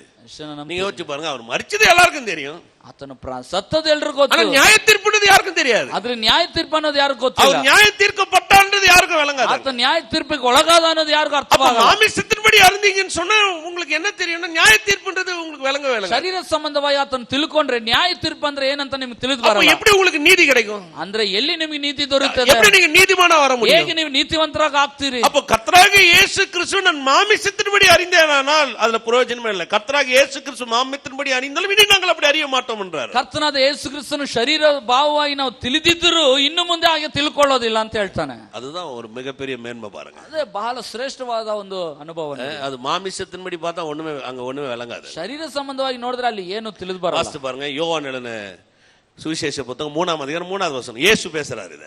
இது திரும்ப நம்ம வரணும், அது அப்படியே கண்டினியூவா பேசணும். அது ಇಲ್ಲಿ ಮುಂದುವರಿಸೋಣ. ಅದಕ್ಕೆ ಮುಂಚೆ ಯೋಹಾನ ಸುವಾರ್ತೆ 3ನೇ ಅಧ್ಯಾಯ 3ನೇ ವಾಕ್ಯ. இது இயேசு கொடுக்கிறார் இல்லையா? இது பவுல் இயேசு உயிர்த்தெழுந்ததுக்கு அப்புறம் இதை பேசுறாரு. நிருபங்களை வச்சு சபைகளுக்கு சொல்றாரு ஏன் அந்த மரணம்ன்றத, ஏன் மாமிசத்தின்படி பார்க்கணும்னா இயேசுவே சொல்றாரு பாருங்க. ನೋಡ್ರಿ, ಪೌಲನ್ ತನ್ನ ಪತ್ರಿಕೆಯಲ್ಲಿ ಯೇಸು ಸತ್ತು ಪುನರುತ್ಥಾನ ಹೊಂದಿ ಹೋದ್ಮೇಲೆ ಯಾಕೆ ಆ ಮರಣ ಅನ್ನೋದು ಹೇಳ್ದ. ಆದ್ರೆ ಇಲ್ಲಿ ಯೇಸು ತಾನೇ ಸ್ವತಃ ಇಲ್ಲಿ ಹೇಳ್ತಾ ಇದ್ದಾನೆ ನೋಡಿ. வாசிக்கலாம் பாருங்க. இயேசு அவனுக்கு பிரதி உத்தரமாக, ஒருவன் மறுபடியும் பிரவாவிட்டால் தேவனுடைய ராஜ்யத்தை காண மாட்டான் என்று மெய்யாகவே உனக்கு சொல்லுகிறேன் என்றார். ಅದಕ್ಕೆ ಯೇಸು, ನಾನು ನಿನಗೆ ನಿಜವಾಗಿ ಹೇಳುತ್ತೇನೆ, ಒಬ್ಬನು ಹೊಸದಾಗಿ ಹುಟ್ಟದಿದ್ದರೆ ಅವನು ದೇವರ ರಾಜ್ಯವನ್ನು ಕಾಣಲಾರನು ಅಂದನು. அதுக்கு நிக்கதேமு, ஒரு மனுஷன் முதிர் வயதில் எப்படி பிறப்பான்? அவன் தன் தாயின் கர்ப்பத்தில் இரண்டாம் தரம் பிரவேசித்து பிறக்க கூடுமா என்றான். ನಿಕೋದೇಮನ ಆತನನ್ನು, ಮನುಷ್ಯನು ಮುದುಕನಾದ ಮೇಲೆ ಹುಟ್ಟುವುದು ಹೇಗೆ? ಅವನು ತನ್ನ ತಾಯಿಯ ಗರ್ಭದಲ್ಲಿ ತಿರುಗಿ ಸೇರಿ ಹುಟ್ಟುವುದಾದೀತೆ ಎಂದು ಕೇಳಿದ. ಯೇಸು ಪ್ರತಿ ಉತ್ತರமாக, ஒருவன் ஜலத்தினாலும் ஆவியினாலும் பிரவேசித்தால் தேவனுடைய ராஜ்யத்தில் பிரவேசிக்க மாட்டான் என்று மெய்யாக உனக்கு சொல்லுகிறேன். ಅದಕ್ಕೆ ಯೇಸು, ನಾನು ನಿನಗೆ ನಿಜವಾಗಿ ಹೇಳುತ್ತೇನೆ, ಒಬ್ಬನು ನೀರಿನಿಂದಲೂ ಆತ್ಮನಿಂದಲೂ ಹುಟ್ಟದಿದ್ದರೆ ದೇವರ ರಾಜ್ಯಕ್ಕೆ ಸೇರಲಾರನು. மாமிசத்தினால் பிறப்பது மாமிசமா இருக்கும், ஆவியினால் பிறப்பது ஆவியா இருக்கும். ದೇಹದಿಂದ ಹುಟ್ಟಿದ್ದು ದೇಹವೇ, ಆತ್ಮನಿಂದ ಹುಟ್ಟಿದ್ದು ಆತ್ಮವೇ. நீங்கள் மறுபடியும் பிறக்க வேண்டும் என்று நான் உனக்கு சொன்னதை குறித்து அதிசயப்பட வேண்டாம். ನೀವು ಹೊಸದಾಗಿ ಹುಟ್ಟಬೇಕು ಎಂದು ನಾನು ನಿನಗೆ ಹೇಳಿದ್ರಿಂದ ಆಶ್ಚರ್ಯ ಪಡಬೇಡ. காற்றானது தனக்கு இஷ்டமான இடத்துல வீசுகிறது, அதன் சத்தத்தை கேட்கிறாய், ஆகிலும் அது என்னிடத்திலிருந்து வருகிறது என்றும் என்னிடத்திற்கு போகுது என்றும் உனக்கு தெரியாது. ஆவியினால் பிறந்தவன் எவனோ அவனும் அப்படியே இருக்கிறான் என்றார். ಮನಸ್ಸು ಬಂದ ಕಡೆಗೆ ಬೀಸುತ್ತದೆ, ಅದರ ಸಪ್ಪಲವನ್ನು ಕೇಳುತ್ತಿ, ಆದರೆ ಅದು ಎಲ್ಲಿಂದ ಬರುತ್ತದೋ ಎಲ್ಲಿಗೆ ಹೋಗುತ್ತದೋ ನಿನಗೆ ತಿಳಿಯದು. ಆತ್ಮನಿಂದ ಹುಟ್ಟಿದವರೆಲ್ಲರೂ ಅದರಂತೆ ಅಂದನು. ಯೇಸು ಅವನ பேசுறாரு. ಯೇಸು ಅವನ ಬಳಿ ಮಾತಾಡ್ತಾನೆ. மறுபடியும் பிறகுதுன்னா என்ன சொல்றாரு? ಹೊಸದಾಗಿ ಹುಟ್ಟೋದಂದ್ರೆ எப்படி முடியும்? ಅವನು ಹೇಳ್ತಾನೆ, ಹೇಗ್ ಸಾಧ್ಯ? அவர் சொல்றாரு, இது எப்படி முடியும், நீ எப்படி என்கிட்ட கேக்குற? ಆತನ ಹೇಳ್ತಾನೆ, ಇದು ಹೇಗ್ ಸಾಧ್ಯ ಅಂತ ನನ್ನ ಬಳಿ ಏನು ಕೇಳ್ತಾನೆ. அவர் ಅವನಿಗೆ விளக்கமும் தராரு பாருங்க. ಅದಕ್ಕೊಂದು ವಿವರಣೆ ಕೊಡ್ತಾನೆ. ஒரு ராஜ்யம் ஒன்னு இருக்குது, ಒಂದು ರಾಜ್ಯ ಅಂತ ಒಂದು ಇದೆ. தேவனுடைய ராஜ்யத்துல பிரவேசிக்கணும், நீ மறுபடியும் பிறக்கணும். அந்த மறுபடியும் பிறக்கணும்ன்றது ஆவிக்குரிய கண்ணோட்டத்தை பத்தி பேசுறாரு. ಆ ದೇವರ ರಾಜ್ಯದಲ್ಲಿ ಬರ್ಬೇಕಾದ್ರೆ ನೀನು ಹೊಸದಾಗಿ ಹುಟ್ಟಬೇಕು ಅನ್ನೋದು ಆತ್ಮಿಕವಾದ ದೃಷ್ಟಿಕೋನದಲ್ಲಿ ಹೇಳ್ತಿರೋದು. இப்ப அவன் மாமிசத்துல பாக்குறான், சொல்றான், ரபி நீ தேவனிடத்தில் வந்தவர் என்று நான் அறிவேன். மாமிசத்துல இயேசுவை பாக்குறானே தவிர இயேசு உண்மையான நோக்கத்தை எதுக்கு வந்தாரு அவனுக்கு தெரியல. ಅವನು ಹೇಳ್ತಾನೆ, ರಬಿ ಗುರುವೇ ನೀನು ದೇವರಿಂದ ಬಂದವನಂತ ನನಗೆ ಗೊತ್ತಂತ ಶರೀರ ಭಾವದಿಂದ ಹೇಳ್ತಾನೆ ಹೊರತು ಯೇಸು ನಿಜವಾಗ್ಲೇ ಯಾಕೆ ಬಂದಂತ ಅವನಿಗೆ ಗೊತ್ತಿಲ್ಲ. நீ 3ஆம் அதிகாரம் 2வது வசனத்துல வாசினா அப்படியே சொல்றான், ரபி நீ தேவனிடத்தில் வந்தவர் என்று நான் அறிவேன். 3ನೇ ಅಧ್ಯಾಯ 2ನೇ ವಾಕ್ಯದಲ್ಲಿ ಹೇಳಿದ್ರೆ, ಗುರುವೇ ನೀನ್ ದೇವರ ಕಡೆಯಿಂದ ಬಂದ ಬೋಧಕ ಅಂತ ನಾನು ಬಲ್ಲೆ. தேவன் உம்மிடத்தில் இல்லாவிட்டால் நீ இப்படி செய்ய முடியாதுன்னு அவனே சொல்றான். ದೇವರೊಂದಿಗೆ ಇಲ್ಲದಿದ್ರೆ ನೀನು ಈ ರೀತಿ ಮಾಡ್ಲಿಕ್ಕೆ ಆಗಲ್ಲ. அப்ப பாருங்க, மாமிச ரீதியா பாக்குறவனுக்கு ஆவிக்குரிய கண்ணோட்டம் என்னன்னு தெரியல, ஆவிக்குரிய வெளிச்சம் என்ன தெரியல, ஆவிக்குரிய பார்வை என்னன்னு புரியல. ಶರೀರ ಭಾವದಿಂದ ನೋಡುವವನಿಗೆ ಆತ್ಮಿಕ ನೋಟ ಅಂದ್ರೆ ಏನಂತ ಗೊತ್ತಿಲ್ಲ, ಆತ್ಮಿಕ ಕಾರ್ಯಗಳು ಏನೆಂದ್ರೆ ತಿಳಿದು ಬರ್ತಿಲ್ಲ. இப்ப உடனே இயேசு அவனுக்கு வந்து அவன் மாமிச பார்வையை திருப்புறாரு, ஆவிக்குரிய பார்வை அவனுக்குள்ள கொண்டு வர விரும்புறாரு. நான் எதுக்கு, அவர் எதுக்காக வந்தார்ன்றது, அவர் எதுக்கு இந்த பூமியில பிறந்தார் என்பது அவனுக்குள்ள ஒரு ஆழமான வெளிச்சத்தை கொடுக்கணும்னு விரும்புறாரு. ಯೇಸು ಕ್ರಿಸ್ತನು ಅವನ ದೃಷ್ಟಿಕೋನ ಬದಲಾಯಿಸಿ ಆತ್ಮಿಕವಾದ ದೃಷ್ಟಿಕೋನಕ್ಕೆ ತರ್ತಾನೆ. ಆತನು ಯಾತಕ್ಕಾಗಿ ಬಂದ, ಏನನ್ನು ಮಾಡ್ತಾನೆ ತೋರಿಸಲಿಕ್ಕೆ ಬಯಸ್ತಾ ಇದ್ದಾನೆ. ரொம்ப முக்கியம் இல்லையா அது? ಇದು ಬಹಳ ಮುಖ್ಯ ಅಲ್ವಾ? நீங்களே கொஞ்சம் யோசிச்சு பாருங்க. ಯೋಚನೆ அவர் ಮಾಡಿ. எதுக்கு வந்தார்னு விளங்கிக்கலன்னு சொன்னா பாருங்க, தேவனிடத்துல வந்தவன் தெரிஞ்சானா எதுக்கு வந்தார்னு தெரியல. ಆತನು ಯಾಕೆ ಬಂದ ಅಂತ ತಿಳ್ಕೊಳ್ದಿದ್ರೆ ಏನ್ ಪ್ರಯೋಜನ ನೋಡ್ರಿ. ಆತನು ಬಂದಿದ್ದಾನೆ, ಆದ್ರೆ ಯಾತಕ್ಕಾಗಿ ಬಂದ? இன்னைக்கு நிறைய கிறிஸ்தவங்களுக்கு இந்த பிரச்சனை இருக்குது. ಇವತ್ತು ಅನೇಕ ಕ್ರೈಸ್ತರಿಗೂ ಇಂತ ಯೇಸು ರಕ್ಷಕர், ಯೇಸು ರಕ್ಷಕ, எதுக்கு ரட்சித்தார்? ಆದ್ರೆ ಯಾತಕ್ಕೆ ರಕ್ಷಿಸಿದ? ಯೇಸು இந்த பூமிக்கு வந்தார், ಯೇಸು ಭೂಮಿಗೆ ಬಂದ. எனக்காக எதுக்கு வரணும்? ನನಗಾಗಿ ಯಾಕೆ ಬರಬೇಕು? எத்தனை பேர் விசுவாசிக்கிறீங்க? ನಂಬ್ತೀರಿ? ಯೇಸು ಭೂಮಿಗೆ வந்தார்னு விசுவாசிக்கிறீங்களா இல்ல உங்களுக்காக வந்தார்னு விசுவாசிக்கிறீங்க? ಯೇಸು ಭೂಮಿಗೆ ಬಂದಂತ ನಂಬ್ತೀರಾ ಅಥವಾ ನಿಮಗಾಗಿ ಬಂದಂತ ನಂಬ್ತೀರಾ? சொல்லுங்க. ಹೇಳಿ. ಯೇಸು ಭೂಮಿಗೆ வந்தார்ன்றது பொதுவான கருத்து, மாமிசத்துல எல்லாருக்கும் தெரியும். ಯೇಸು ಭೂಮಿಗೆ ಬಂದ ಅನ್ನೋದು ಸಾಮಾನ್ಯವಾಗಿರುವಂತ ಅಂಶ, ಅದು ಎಲ್ಲರಿಗೂ ಗೊತ್ತಿರುವಂತ. ಯೇಸು எனக்காக வந்தார், ಆದ್ರೆ ಯೇಸು ನನಗಾಗಿ ಬಂದ. எத்தனை பேர் விசுவாசிக்கிறீங்க? ನಂಬ್ತೀರಿ? இந்த உலகம் முழுவதுமே பரிசுத்தம் உள்ளதான்னு வைங்களேன். ಈ ಲೋಕಾದ್ಯಂತವು ಎಲ್ಲ ಪರಿಶುದ್ಧ ಅಂತ இந்த உலகத்தில் இருக்கிற எல்லா ஜனங்களுமே நீதிமான் ಈ வைங்களேன். ಲೋಕದಲ್ಲಿ ಇರುವ ಎಲ್ಲರೂ ನೀತಿವಂತರಂತ இந்த உலகத்தில் யார் மேலயும் குற்றம் இல்ல, குற்றம் சாட்டப்படாதுன்னு ಈ வைங்களேன். ಲೋಕದಲ್ಲಿ ಇರುವ ಯಾರೊಬ್ಬರ ಮೇಲೆ ತಪ್ಪೋರ್ಸ್ಲಿಕ್ಕೆ ಯಾರು ತಪ್ಪುಗಾರಲ್ಲ. நான் ஒண்டிதான் பாவி, ಅವರ ಎಲ್ಲರ ಮಧ್ಯದಲ್ಲಿ ನಾನು ಒಬ್ಬನೇ ಪಾಪಿ, நான் ஒருவனே குற்றத்தில் இருக்கணும் வைங்களேன். ನಾನು ಒಬ್ಬನೇ ದಂಡನೆಗೆ ಒಳಪಟ್ಟವನು. எனக்கு நீதி நியாயம் தீர்க்கப்படணும்னு வைங்களேன். ನನಗೆ ಮಾತ್ರ ನ್ಯಾಯ ತೀರ್ಪಿಗೆ ಒಳಗಾಗಬೇಕಂತ ಇಟ್ಕೊಳ್ಳಿ. இயேசு ஒருவருக்காக இந்த பூமிக்கு வந்திருப்பார். ಯೇಸು ನನ್ನ ಒಬ್ಬನಿಗಾಗಿ ಭೂಮಿಗೆ ಬಂದಿರ್ತಿದ್ದ. எத்தனை பேர் விசுவாசிக்கிறீங்க? ನಂಬ್ತೀರಿ? நீங்க என்ன நினைக்கிறீங்கன்னா, இயேசு உலகத்துல இருக்கிற எல்லாரும் ரட்சிக்கும்போது என்ன இல்லங்க, ஒவ்வொரு ரட்சிப்பு என்பது ஒவ்வொரு தனிப்பட்ட மனிதனுக்கு உட்பட்டது. இது ಅನೇಕರು ಏನ್ ಭಾವಿಸ್ತಾರೆ, ಯೇಸು ಲೋಕ ರಕ್ಷಕ, ಆದ್ರಿಂದ ಲೋಕದಲ್ಲಿ ನನ್ನನ್ನು ಒಬ್ಬನ ಆರಿಸಿಕೊಂಡ. ಇಲ್ಲ, ಲೋಕದಲ್ಲಿರುವ ಪ್ರತಿಯೊಬ್ಬ ಮನುಷ್ಯನಿಗೂ ಆತನ ರಕ್ಷಣೆ ಬಹಳ ಪ್ರತ್ಯೇಕವಾದದ್ದು, ವಿಶೇಷಕರವಾದ. இயேசு எனக்காக பிறந்தார், ಯೇಸು ನನಗಾಗಿಯೇ ಹುಟ್ಟಿದ, எனக்காக இந்த பூமியில வாழ்ந்தார், ನನಗಾಗಿಯೇ ಭೂಮಿಯಲ್ಲಿ ಜನಿಸಿದ, எனக்காக சிலுவை சுமந்தார், ನನಗಾಗಿಯೇ ಶಿಲುಬೆ ಹೊತ್ತ, எனக்காக மரித்தார், ನನಗಾಗಿಯೇ ಪ್ರಾಣ ಕೊಟ್ಟ, எனக்காக ಉಯಿರ್ತೆಳೆದ, ನನಗೋಸ್ಕರ இனி ಜೀವದಿಂದ எனக்காக பிதாவின் வலது ಈಗ பாசத்தில் ನನಗಾಗಿ ತಂದೆ ಬಲಗಡೆಯಲ್ಲಿದ್ದಾನೆ. எத்தனை பேர் விளங்குது? ಎಷ್ಟು ಜನಕ್ಕೆ நீங்க ಅರ್ಥ அப்படி யோசிச்சு பாருங்க. ಆ ರೀತಿ ಯೋಚನೆ ಮಾಡಿ உங்க ನೋಡಿ. ரட்சிப்பின் தன்மையே, கிறிஸ்துவ பார்க்கிற பார்வையே உங்க வாழ்க்கையில மாறிடும். ನಿಮ್ಮ ರಕ್ಷಣೆಯ ಒಂದು ಗುಣನೇ, ಕ್ರಿಸ್ತನ ನೋಡುವಂತ ದೃಷ್ಟಿನೇ ಬಹಳ ಅಮೂಲ್ಯವಾಗಿರ್ತದೆ. எத்தனை பேர் ஒத்துக்கிறீங்க? ಎಷ್ಟು ಜನ ಒಪ್ಕೊಳ್ತೀರಿ? நீங்களே கொஞ்சம் நினைச்சு பாருங்களேன். ನೀವೇ ಯೋಚನೆ ಮಾಡಿ ನೋಡಿ. இல்லங்க, எல்லாரையும் ரட்சித்தாருங்க, என்னையும் ரட்சித்தாரு. ಎಲ್ಲರೂ ಎಲ್ಲರನ್ನೂ ರಕ್ಷಿಸಿದ್ನಲ್ಲ, ಅದ್ರಲ್ಲಿ ನನ್ನನ್ನು ಒಬ್ಬರು ರಕ್ಷಿಸಿದ್ದಾನೆ. நீங்க பாத்தீங்கன்னா அந்த பேதுரு ஒரு முறை பிரசங்கம் பண்ணும்போது 3000 பேர்ல மாதிரி நம்மளும் பிரதர் ஏதோ ஒரு கூட்டத்துல அப்படியே வந்துட்டோம். ನೋಡ್ರಿ, ಅವತ್ತು ಪೇತ್ರನ ಪ್ರಸಂಗಿಸಿದಾಗ 3000 ಜನರ ರಕ್ಷಣೆ ಹೊಂದ್ರಲ್ಲ, ಆ ರೀತಿ ನಾನು ಎಲ್ಲ ಒಂದು ಪ್ರಸಂಗದಲ್ಲಿ ರಕ್ಷಣೆ ಹೊಂದೆ. பேதுருக்கு அந்த 3000 பேர்ல யாரும் தெரியாம இருக்கலாம், ஆனா அந்த 3000 பேரும் தனித்தனிப்பட்ட வகையில் அறிந்திருக்கிறவர் கர்த்தராக இயேசு கிறிஸ்து. ಪೇತ್ರನಿಗೆ 3000 ಜನರ ಬಗ್ಗೆ ಅಷ್ಟ ಗೊತ್ತಿಲ್ಲದೆ ಹೋಗಿರುವ ದೇವರಿಗೆ ಪ್ರತಿಯೊಬ್ಬನನ್ನು ವೈಯಕ್ತಿಕವಾದ ರೀತಿಯಲ್ಲಿ ಗೊತ್ತಿತ್ತು. பிதா ஒருவனை இழுத்து கொள்ளாவிட்டால் எவனும் என்னிடத்துல வரான்னு இயேசு சொல்றாருங்க. ತಂದೆ ಒಬ್ಬನನ್ನು ಸೆಳೆಕೊಳ್ಳದೆ ಇದ್ದರೆ ಯಾರೊಬ್ಬರು ನನ್ನ ಬಳಿಗೆ ಬರೋದಿಲ್ಲ ಅಂತ ಯೇಸು ಹೇಳಿದ್ದಾನೆ. பிதா ஒரு மனுஷனை இழுத்தவன் கிறிஸ்துவ கிட்ட வரவே முடியும்ன்றாரு அவரு. ತಂದೆ ಒಬ್ಬನನ್ನು ಸೆಳೆಕೊಂಡ್ರೆ ಕ್ರಿಸ್ತನ ಬಳಿಗೆ ಬರ್ತಾನೆ ಅಂತ ಹೇಳ್ತಾರೆ. ரட்சிப்புன்றது ஒரு தனிப்பட்ட மனிதனுக்குரியது. அது ರಕ್ಷಣೆ ಅನ್ನೋದು ಪ್ರತ್ಯೇಕವಾದ ಒಬ್ಬ ಮನುಷ್ಯನಿಗೆ ಸೀಮಿತ. இப்போ நீங்க மாமிச ரீதியா பாத்தீங்கன்னா வைங்களா, அதுல ஒரு மேன்மை தெரியாது. ಶರೀರ ಸಂಬಂಧವಾಗಿ ಇದನ್ನು ನೋಡಿದ್ರೆ ಅದರಲ್ಲಿ ಶ್ರೇಷ್ಠತೆನೇ ಇಲ್ಲ. நிக்கதேமுக்கு தெரியுது, ನಿಕೋದೇಮನಿಗೆ ತಿಳಿದಿದೆ. ஆனா நிக்கதேமு வந்து சொல்றான், ಆದ್ರೆ ನಿಕೋದೇಮನ್ ಹೇಳ್ತಾನೆ, எப்படி பிறக முடியும், ಹೇಗೆ ಹುಟ್ಟಲಿಕ್ಕೆ எப்படி இதாகும்? இயேசு அவன்கிட்ட பேசுறாரு பாருங்க. ಯೇಸು ಅವನೊಂದಿಗೆ ಮಾತಾಡ್ತಾನೆ. 6வது வசனம் பாருங்க. 6ನೇ ವಾಕ್ಯ. மாமிசத்தினால் பிறப்பது மாமிசமா இருக்கும். ದೇಹದಿಂದ ಹುಟ್ಟಿದ್ದು ದೇಹವೇ. அப்படினா என்ன? ಅಂದ್ರೆ ಏನು? பாருங்க, இந்த மாமிசத்தினால் பிறப்பது மாமிசமா இருக்கும். ಈ ಶರೀರ ಸಂಬಂಧವಾಗಿ ಹುಟ್ಟೋದು ಶರೀರನೇ. கண்ணு, காது, மூக்கு, இந்த மாமிசத்துக்குரிய தோற்றங்கள், உணர்வு, சிந்தனை, சிந்திப்பது, மனது, இதெல்லாம் இந்த சரீரத்துக்கு உட்பட்டது. ಈ இதெல்லாம் ಕಣ್ಣು, ಮೂಗು, ಕಿವಿ, ಭಾವನೆ, ಪಂಚೇಂದ್ರಿಯಗಳು, ನಮ್ಮ ಯೋಚನೆಗಳು ಎಲ್ಲವೂ ಇದು ಆ ಶರೀರಕ್ಕೆ ಸಂಬಂಧಪಟ್ಟದ್ದು. ஐம்புலங்கள், ಪಂಚೇಂದ್ರಿಯಗಳು எல்லாமே அதுக்கு உட்பட்டது. பாருங்க, ಇವೆಲ್ಲವೂ ಇದಕ್ಕೆ ಒಳಪಟ್ಟದ್ದು. பாருங்க, இப்ப மாமிசத்தினால் பிறப்பது மாமிசமா இருக்கும். ದೇಹದಿಂದ ಹುಟ್ಟಿದ್ದು ದೇಹವೇ. ஆவியினால் பிறப்பது ஆவியா இருக்கும். ಆತ್ಮನಿಂದ ಹುಟ್ಟಿದ್ದು ಆತ್ಮವೇ. அப்ப ஆவியினால் பிறப்பது என்று ஒன்னு இருக்குது பாருங்க. ಆತ್ಮನಿಂದ ಹುಟ್ಟೋದು ಅನ್ನೋದು ಒಂದು ಇದೆ. அப்ப ஆவியினால் பிறப்பது ஆவியா இருக்கும் சொன்னா ஆவியினால் பிறக்கக்கூடிய அந்த உள்ள வல்லமை, அந்த ஆவியின் தன்மை தான் ஒரு மனுஷன் ஒரு மாற்றத்துக்கு ಏರ್ಪಡ್ತಿ ಕಾಮಿದೆ. ಆತ್ಮನಿಂದ ಹುಟ್ಟಿದ ಆತ್ಮವೇ ಅಂತ ಹೇಳುವಾಗ ಆತ್ಮನಿಂದ ಒಳಗೆ ಹುಟ್ಟುವಂತ ಕಾರ್ಯಗಳೇ ಒಬ್ಬ ಮನುಷ್ಯನನ್ನು ಆತ್ಮಿಕ ಜೀವನದಲ್ಲಿ ಒಂದು ದೊಡ್ಡ ಬದಲಾವಣೆಗೆ ನೇರವಾಗಿ ಕರ್ಕೊಂಡು ஒரு உதாரணத்தை காமிறார். ಒಂದು ಉದಾಹರಣೆ ತೋರಿಸ್ತಾರೆ. காற்று எங்கிருந்து வீசுதுன்னு நீ பாரு, தெரியுமா? ಗಾಳಿ ಎಲ್ಲಿಂದ ಬೀಸ್ತದೆ ಅನ್ನೋದು ಗೊತ್ತಾ? அவர் சொல்ல பாரு, காற்றானது தனக்கு இஷ்டமான இடத்துல வீசுகிறது. ಗಾಳಿಯು ಮನಸ್ಸು ಬಂದ ಕಡೆಗೆ ಬೀಸುತ್ತದೆ. அதன் சத்தத்தை கேட்கிறாய், ಅದರ ಸಪ್ಪಳವನ್ನು ಕೇಳುತ್ತಿ. அதன் பேர் காத்தடிக்குதுன்னு விசுவாசிக்கிறீங்க. ಎಷ್ಟು ಜನ ಗಾಳಿ ಬೀಸ್ತದೆ ನಂಬ್ತೀರಿ? இருக்குதா இல்லையா? ಗಾಳಿ ಇದೆಯಾ ಇಲ್ವಾ? இல்லன்னு சொன்னா நீங்களும் இல்ல நானும் இல்ல. ಗಾಳಿ ಇಲ್ಲ ಅಂದ್ರೆ ನೀವು ಇಲ್ಲ ನಾನು ಇಲ್ಲ. கண்ணுல பார்க்க முடியல பாரு. ಕಣ್ಣಿಂದ ನೋಡ್ಲಿಕ್ಕೆ அவர் சொல்றார் காத்தானது தான் இஷ்டத்துக்கு வீசுது. அது ಅಲ್ಲಿ ಹೇಳ್ತದೆ ಗಾಳಿ ಮನಸ್ಸು ಬಂದ ಕಡೆ அந்த ಬೀಸುತ್ತದೆ. சத்தத்தை கேட்கிறாய், ಅದರ ಸಪ್ಪಳವನ್ನು ಕೇಳುತ್ತಿ. ஆகிலும் அது இன்ன இடத்துக்கு வருகிறது என்று இன்னிடத்துக்கு போகுது என்று உனக்கு தெரியாது. ಆದ್ರೆ ಅದು ಎಲ್ಲಿಂದ ಬರ್ತದೋ ಎಲ್ಲಿಗೆ ಹೋಗ್ತದೋ ನಿನಗೆ ತಿಳಿಯದು. இது வந்து உன் அறிவுக்கு சம்பந்தமானது அல்ல. ಇದು ನಿನ್ನ ಬುದ್ಧಿಗೆ ಸೀಮಿತವಾದದಲ್ಲ. நீங்க சொல்லுங்க காத்து எங்கிருந்து வருது ಇವು ಹೇಳಿ ನೋಡೋಣ, ಗಾಳಿ ಎಲ್ಲಿಂದ ಬರ್ತದೆ? சரி, ஒருவேளை ஒரு சயின்டிஸ்ட் சொல்றாங்களா காற்று என்பது அது ஏதோ எங்கிருந்து வருதுன்னு சொல்றாரு. ಒಬ್ಬ ವಿಜ್ಞಾನಿ ಹೇಳ್ತಾರೆ ನೋಡ್ರಿ, ಗಾಳಿ ಅನ್ನೋದು ಈ ಕಡೆ ಈ ದಿಕ್ಕಿಂದ ಬೀಸ್ತದೆ ಅಂತ எங்க போகுது, ಎಲ್ಲಿಗೆ ಹೋಗ್ತದೆ, எங்க வருது, எங்க போகுது, ಎಲ್ಲಿಂದ ಬಂತು, ಎಲ್ಲಿ ಯಾವ ಕಡೆ யாரும் சொல்ல முடியாது. இதுன்னா அவங்க ஒண்ணே ஒன்று சொல்லுவாங்க, இதெல்லாம் இயற்கைங்க. ಅವ್ರಿಗೆ ಯಾರು ಹೇಳಲಿಕ್ಕೆ ಆಗಲ್ಲ, ಒಂದು ಮಾತ್ರ ಹೇಳ್ತಾರೆ, ಇದೆಲ್ಲ ಪ್ರಕೃತಿ ರೀ. எங்கிருந்து வருதுன்னு எவ்விடத்துக்கு போகிறது என்று உனக்கு தெரியாது. ಎಲ್ಲಿಂದ ಬರುತ್ತದೋ ಎಲ್ಲಿಗೆ ಹೋಗುತ್ತದೋ ನಿನಗೆ ತಿಳಿಯದು. ஆவியினால் பிறந்தவன் எவனோ அவனும் அப்படியே இருக்கிறான். ಆತ್ಮನಿಂದ ಹುಟ್ಟಿದವರೆಲ್ಲರೂ ಅದರಂತೆಯೇ ಅಂದನು. சில விஷயங்கள் உங்களுக்கு புலப்படாம இருக்கலாம், சில விஷயம் உங்களுக்கு தெரியாம இருக்கலாம். ಕೆಲವೊಂದು ವಿಷಯಗಳು ನಿಮಗೆ ತಿಳಿಯದೇ ಇರಬಹುದು, ನಿಮ್ಮ ಒಳಗೆ ತೋಚದ ಒಳಪಡದೇನೂ ಇರಬಹುದು. இப்ப இந்த ஆவியில நீதிமான் ஆனேன், நான் ஆவிக்குள்ள ஒரு உண்மையிலேயே கர்த்தருடைய நீதி என் மேல இருக்குதுன்றது எனக்கு வந்து சில நேரத்தில் என் கண்ணுக்கு தெரியாம இருக்கலாம், சில நேரத்தில் எனக்கு புரியாம இருக்கலாம். ನನ್ನ ಆತ್ಮದ ವಿಷಯದಲ್ಲಿ ನನಗೆ ನೀತಿ ದೊರಕಿದೆ, ನಾನು ನೀತಿವಂತನಾಗಿದ್ದೇನೆ ಅನ್ನೋದು ಅನೇಕ ಸಾರಿ ನನ್ನ ಕಣ್ಗಳ ದೃಷ್ಟಿಗೆ ಅದು ಕಾಣದೆ ತಿಳಿಯದೇ ಇರಬಹುದು. ಅನಪ್ಪಂಗ ಅದಕ್ಕಾಗ ನಾನು ನೀತಿಮಾನ್ ಇಲ್ಲ ಎನ್ನಾல ಒತ್ತುಕೊಳ್ಳ முடியும், ನಾನು ನೀತಿಮಾನ್ தான் அப்படின்னு நினைக்கிறேன். ಅದಕ್ಕೋಸ್ಕರ ನೀವು ನೀತಿವಂತರ ಅಲ್ಲ ಅಂತ ನೀವು ರದ್ದು ಮಾಡ್ಲಿಕ್ಕೆ ಆಗಲ್ಲ, ಬದಲಾಗಿ ನೀವು ನೀತಿವಂತರೇ ಆಗಿದ್ದೀರಿ. அது மாதிரி வழங்குது, ನಂಬ್ತೀರಿ? வழங்குதா வழங்குறீங்களா? ಅರ್ಥವಾಗ್ತಿದೆಯಾ ಇಲ್ಲ? மாமிசத்தின்படி அறிஞ்சீங்கன்னா ஒரு பிரயோஜனமும் கிடையாது. ನೀವು ಶರೀರ ಸಂಬಂಧವಾಗಿ ತಿಳ್ಕೊಂಡ್ರೆ ಏನ್ ಪ್ರಯೋಜನ ಇಲ್ಲ. நிக்கதேமு இவைகள் எப்படி ஆகும் என்றார். ನಿಕೋದೇಮನು ಅದಕ್ಕೆ ನಿಕೋದೇಮನು ಇದು ಆಗುವುದು ಹೇಗೆ? 10வது ವಚನ, ಯೇಸು ಅವனை நோக்கி, நீ இஸ்ரவேலிலே போதகனா இருந்தும் இவைகளை அறியாமல் இருக்கிறாய்.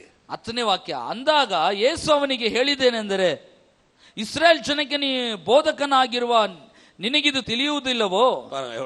இஸ்ரவேல்ல உள்ள போதகனா இருக்கிற பரிசேயனாவே, ಇಸ್ರಾಯೇಲ್ ಜನಕ್ಕೆ ನೀನು ಬೋಧಕನಾಗಿದ್ದವನು, ಒಬ್ಬ ಪರಿಸಯ. 5 புத்தகத்தை போதிக்கிறவர் அவர்தான். 5 ಪುಸ್ತಕಗಳನ್ನು ಬೋಧಿಸುವವನು. அவர் என்ன போதிச்சிருப்பாரு எனக்கு தெரியல பாருங்க. ಅವನೇನ್ ಬೋಧಿಸ್ತಿರ್ತಾನೆ ನನಗೆ ಗೊತ್ತಿಲ್ಲ. யோசிச்சு பாருங்க, 5 புத்தகத்துல கிறிஸ்துவ பிரசங்கம் பண்ணலாம். 5 ಪುಸ್ತಕದಲ್ಲಿ ಕ್ರಿಸ್ತನನ್ನು ಪ್ರಸಂಗಿಸಬಹುದು. முதலாவதுலயே 3ஆம் அதிகாரம், ஆதியாகமம் 3ஆம் அதிகாரம் 14வது வசனத்துல கிறிஸ்து யாருன்னு காமிக்கிறார். ಆದಿಕಾಂಡ 3ನೇ 14ನೇ ವಾಕ್ಯದಲ್ಲಿ ಕ್ರಿಸ್ತನ್ ಯಾರಂತ ಹೇಳ್ತಾರೆ. ஆதியாகமம் 3ஆம் அதிகாரத்துல ஆதாமுக்கு தோல் உடைகளை உடுத்தினார், அங்கே கிறிஸ்து யாருன்னு பார்க்கலாம்.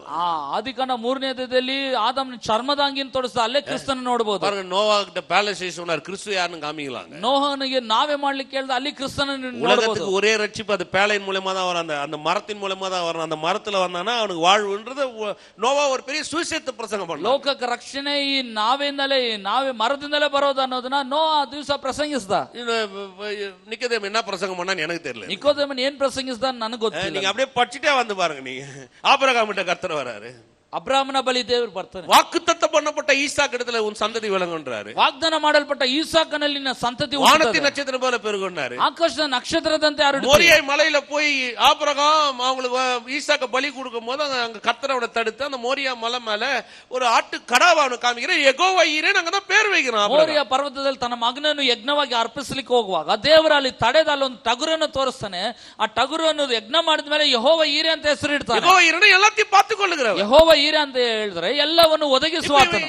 நிக்கதேமுக்கு என்ன விளங்குச்சுன்னு எனக்கு புரியல. ನಿಕೋದೇಮನಿಗೆ ಏನು ಅರ್ಥವಾಯ್ತು ನನಗೆ ಗೊತ್ತಾಗ್ತಿಲ್ಲ. நீங்க யோவான் எழுதின சுவிசேஷ புத்தகம் 8ஆம் அதிகாரத்தை நீங்க வாசிச்சு பாருங்க. இயேசு சொல்றாருங்க, ஆபிரகாம் என் நாளை கண்டான்றாரு. ಯೋಹಾನ ಸುವಾರ್ತೆ 8ನೇ ಅಧ್ಯಾಯ ಓದಿ ನೋಡ್ರಿ. ಯೇಸು ಹೇಳ್ತಾನೆ, ಅಬ್ರಾಹ್ಮನ ನನ್ನ ದಿನವನ್ನು ಕಂಡ, கலிகூர்ந்தான், ಉಲ್ಲಾಸ ಪಟ್ಟ. இயேசு சொல்றாருங்க, ಯೇಸುவே ಹೇಳ್ತಾನೆ. இப்ப பாருங்க, அந்த ஆதியாகமத்துல இந்த மோரியா மலை மேல நடந்த அந்த சம்பவத்தை தான் இயேசு சொல்றாரு, ஆபிரகாம் என் நாளை கண்டான் கலிகூர்ந்தான். ಆದಿಕಾಂಡದ ಮೋರಿಯ ಪರ್ವತದ ಮೇಲೆ ನಡೆದ ಘಟನೆಯನ್ನೇ ಯೇಸು ಕೇಂದ್ರಪಡಿಸಿ ಹೇಳ್ತಿರೋದು. ಅಬ್ರಾಹ್ಮನ ನನ್ನ ದಿನವನ್ನು ಕಂಡ, ಉಲ್ಲಾಸ ಪಟ್ಟ. அப்ப நிக்கதேமுக்கு என்ன புரியல? ಅಂದ್ರೆ ನಿಕೋದೇಮನಿಗೆ ಏನು ಅರ್ಥವಾಗ್ತಿಲ್ಲ? நிக்கதேமு மாமிசத்தின்படி பார்க்கறான். ನಿಕೋದೇಮನ ಶರೀರ ஆபிரகாம் மாமிசத்தின்படி பார்க்கறான். ಅಬ್ರಾಹ್ಮನ ಶರೀರ ஆதாம் மாமிசத்தின்படி பார்க்கறான். ಆದಾಮನ ಶರೀರ ಸಂಬಂಧ ನೋಡ್ತಾನೆ. நோவா மாமிசத்தின்படி பார்க்கறான். ನೋಹನ ಶರೀರ ಸಂಬಂಧ ನೋಡ್ತಾನೆ. ஈசாக்கு மாமிசத்தின்படி பார்க்கறான். ಈಸಾಕನನ್ನು ಶರೀರ ಸಂಬಂಧವಾಗಿ இஸ்ரவேல் ನೋಡಿದ. ஜனம் இஸ்ரவேல் யாக்கோப மாமிசத்தின்படி பார்க்கறான். ಇಸ್ರಾಯೇಲ್ ಜನ ಯಾಕೋಬನನ್ನು ಶರೀರ யோசேப்பு மாமிசத்தின்படி பார்க்கறான். ಯೋಸೇಫನ ಶರೀರ ಸಂಬಂಧವಾಗಿ நீங்கள் ನೋಡಿದ. மாமிசத்தின்படி அவங்க இஸ்ரவேல் ஜனங்க கண்டதனால கிறிஸ்து அவங்க கண்ணுக்கு புலப்படவே இல்லை.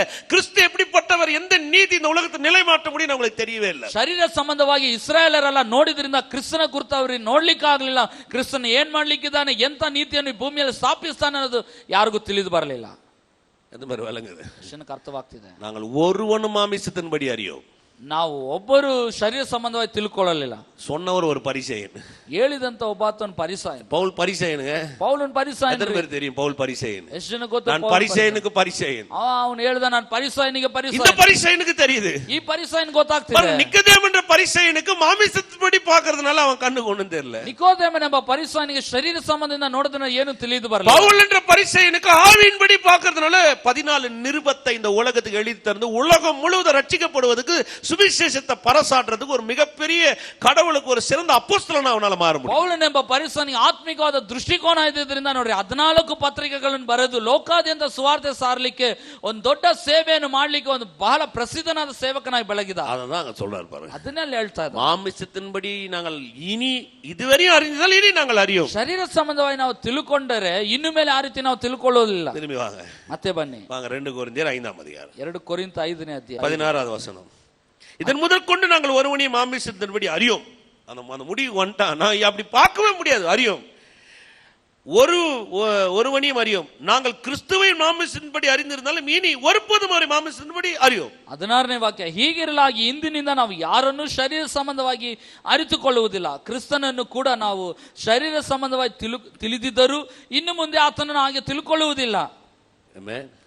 அந்த மாதிரி விளங்குது. ಅರ್ಥವಾಗ್ತದೆ. சில நேரத்துல நம்ம கூட இந்த ஆவிக்குரிய ஆட்கள் எல்லாம் பண்ணுவாங்கன்னு பாத்தீங்கன்னா, ಕೆಲವೊಂದು ಸಮಯದಲ್ಲಿ ಆತ್ಮಿಕ ವ್ಯಕ್ತಿಗಳು ಏನ್ ಮಾಡ್ತಾರೆ ಅಂದ್ರೆ, நீங்க பாத்தீங்கன்னா ஆவிக்குரிய ஆட்களை கூட எப்படி ஒரு காரியத்தை பார்ப்பாங்கன்னு பாத்தீங்கன்னா, ஆள் நல்லா இருந்தானா நல்லா அவன் வந்து செய்வான் அப்படின்னு நினைச்சிருவாங்க. ಆತ್ಮಿಕ ವ್ಯಕ್ತಿಗಳು ಸಹ ವ್ಯಕ್ತಿ ಚೆನ್ನಾಗಿದ್ರೆ ಅವ್ನು ಚೆನ್ನಾಗಿ ಮಾಡ್ತಾನೆ ಅಂತ ತಿಳ್ಕೊಳ್ತಾರೆ. நேரம் இல்ல, வீட்டுல போய் வாசிங்க 1 சாமுவேல் 16ஆம் அதிகாரத்தை. ಸಮಯವಿಲ್ಲ, 1 ಸಾಮುವೇಲ 16ನೇ ಅಧ್ಯಾಯ ಓದು ನೋಡಿ. பாருங்க, சாமுவேல் வீட்டுக்கு வரும்போது சாமுவேலே முடிவு எடுத்துட்டான்.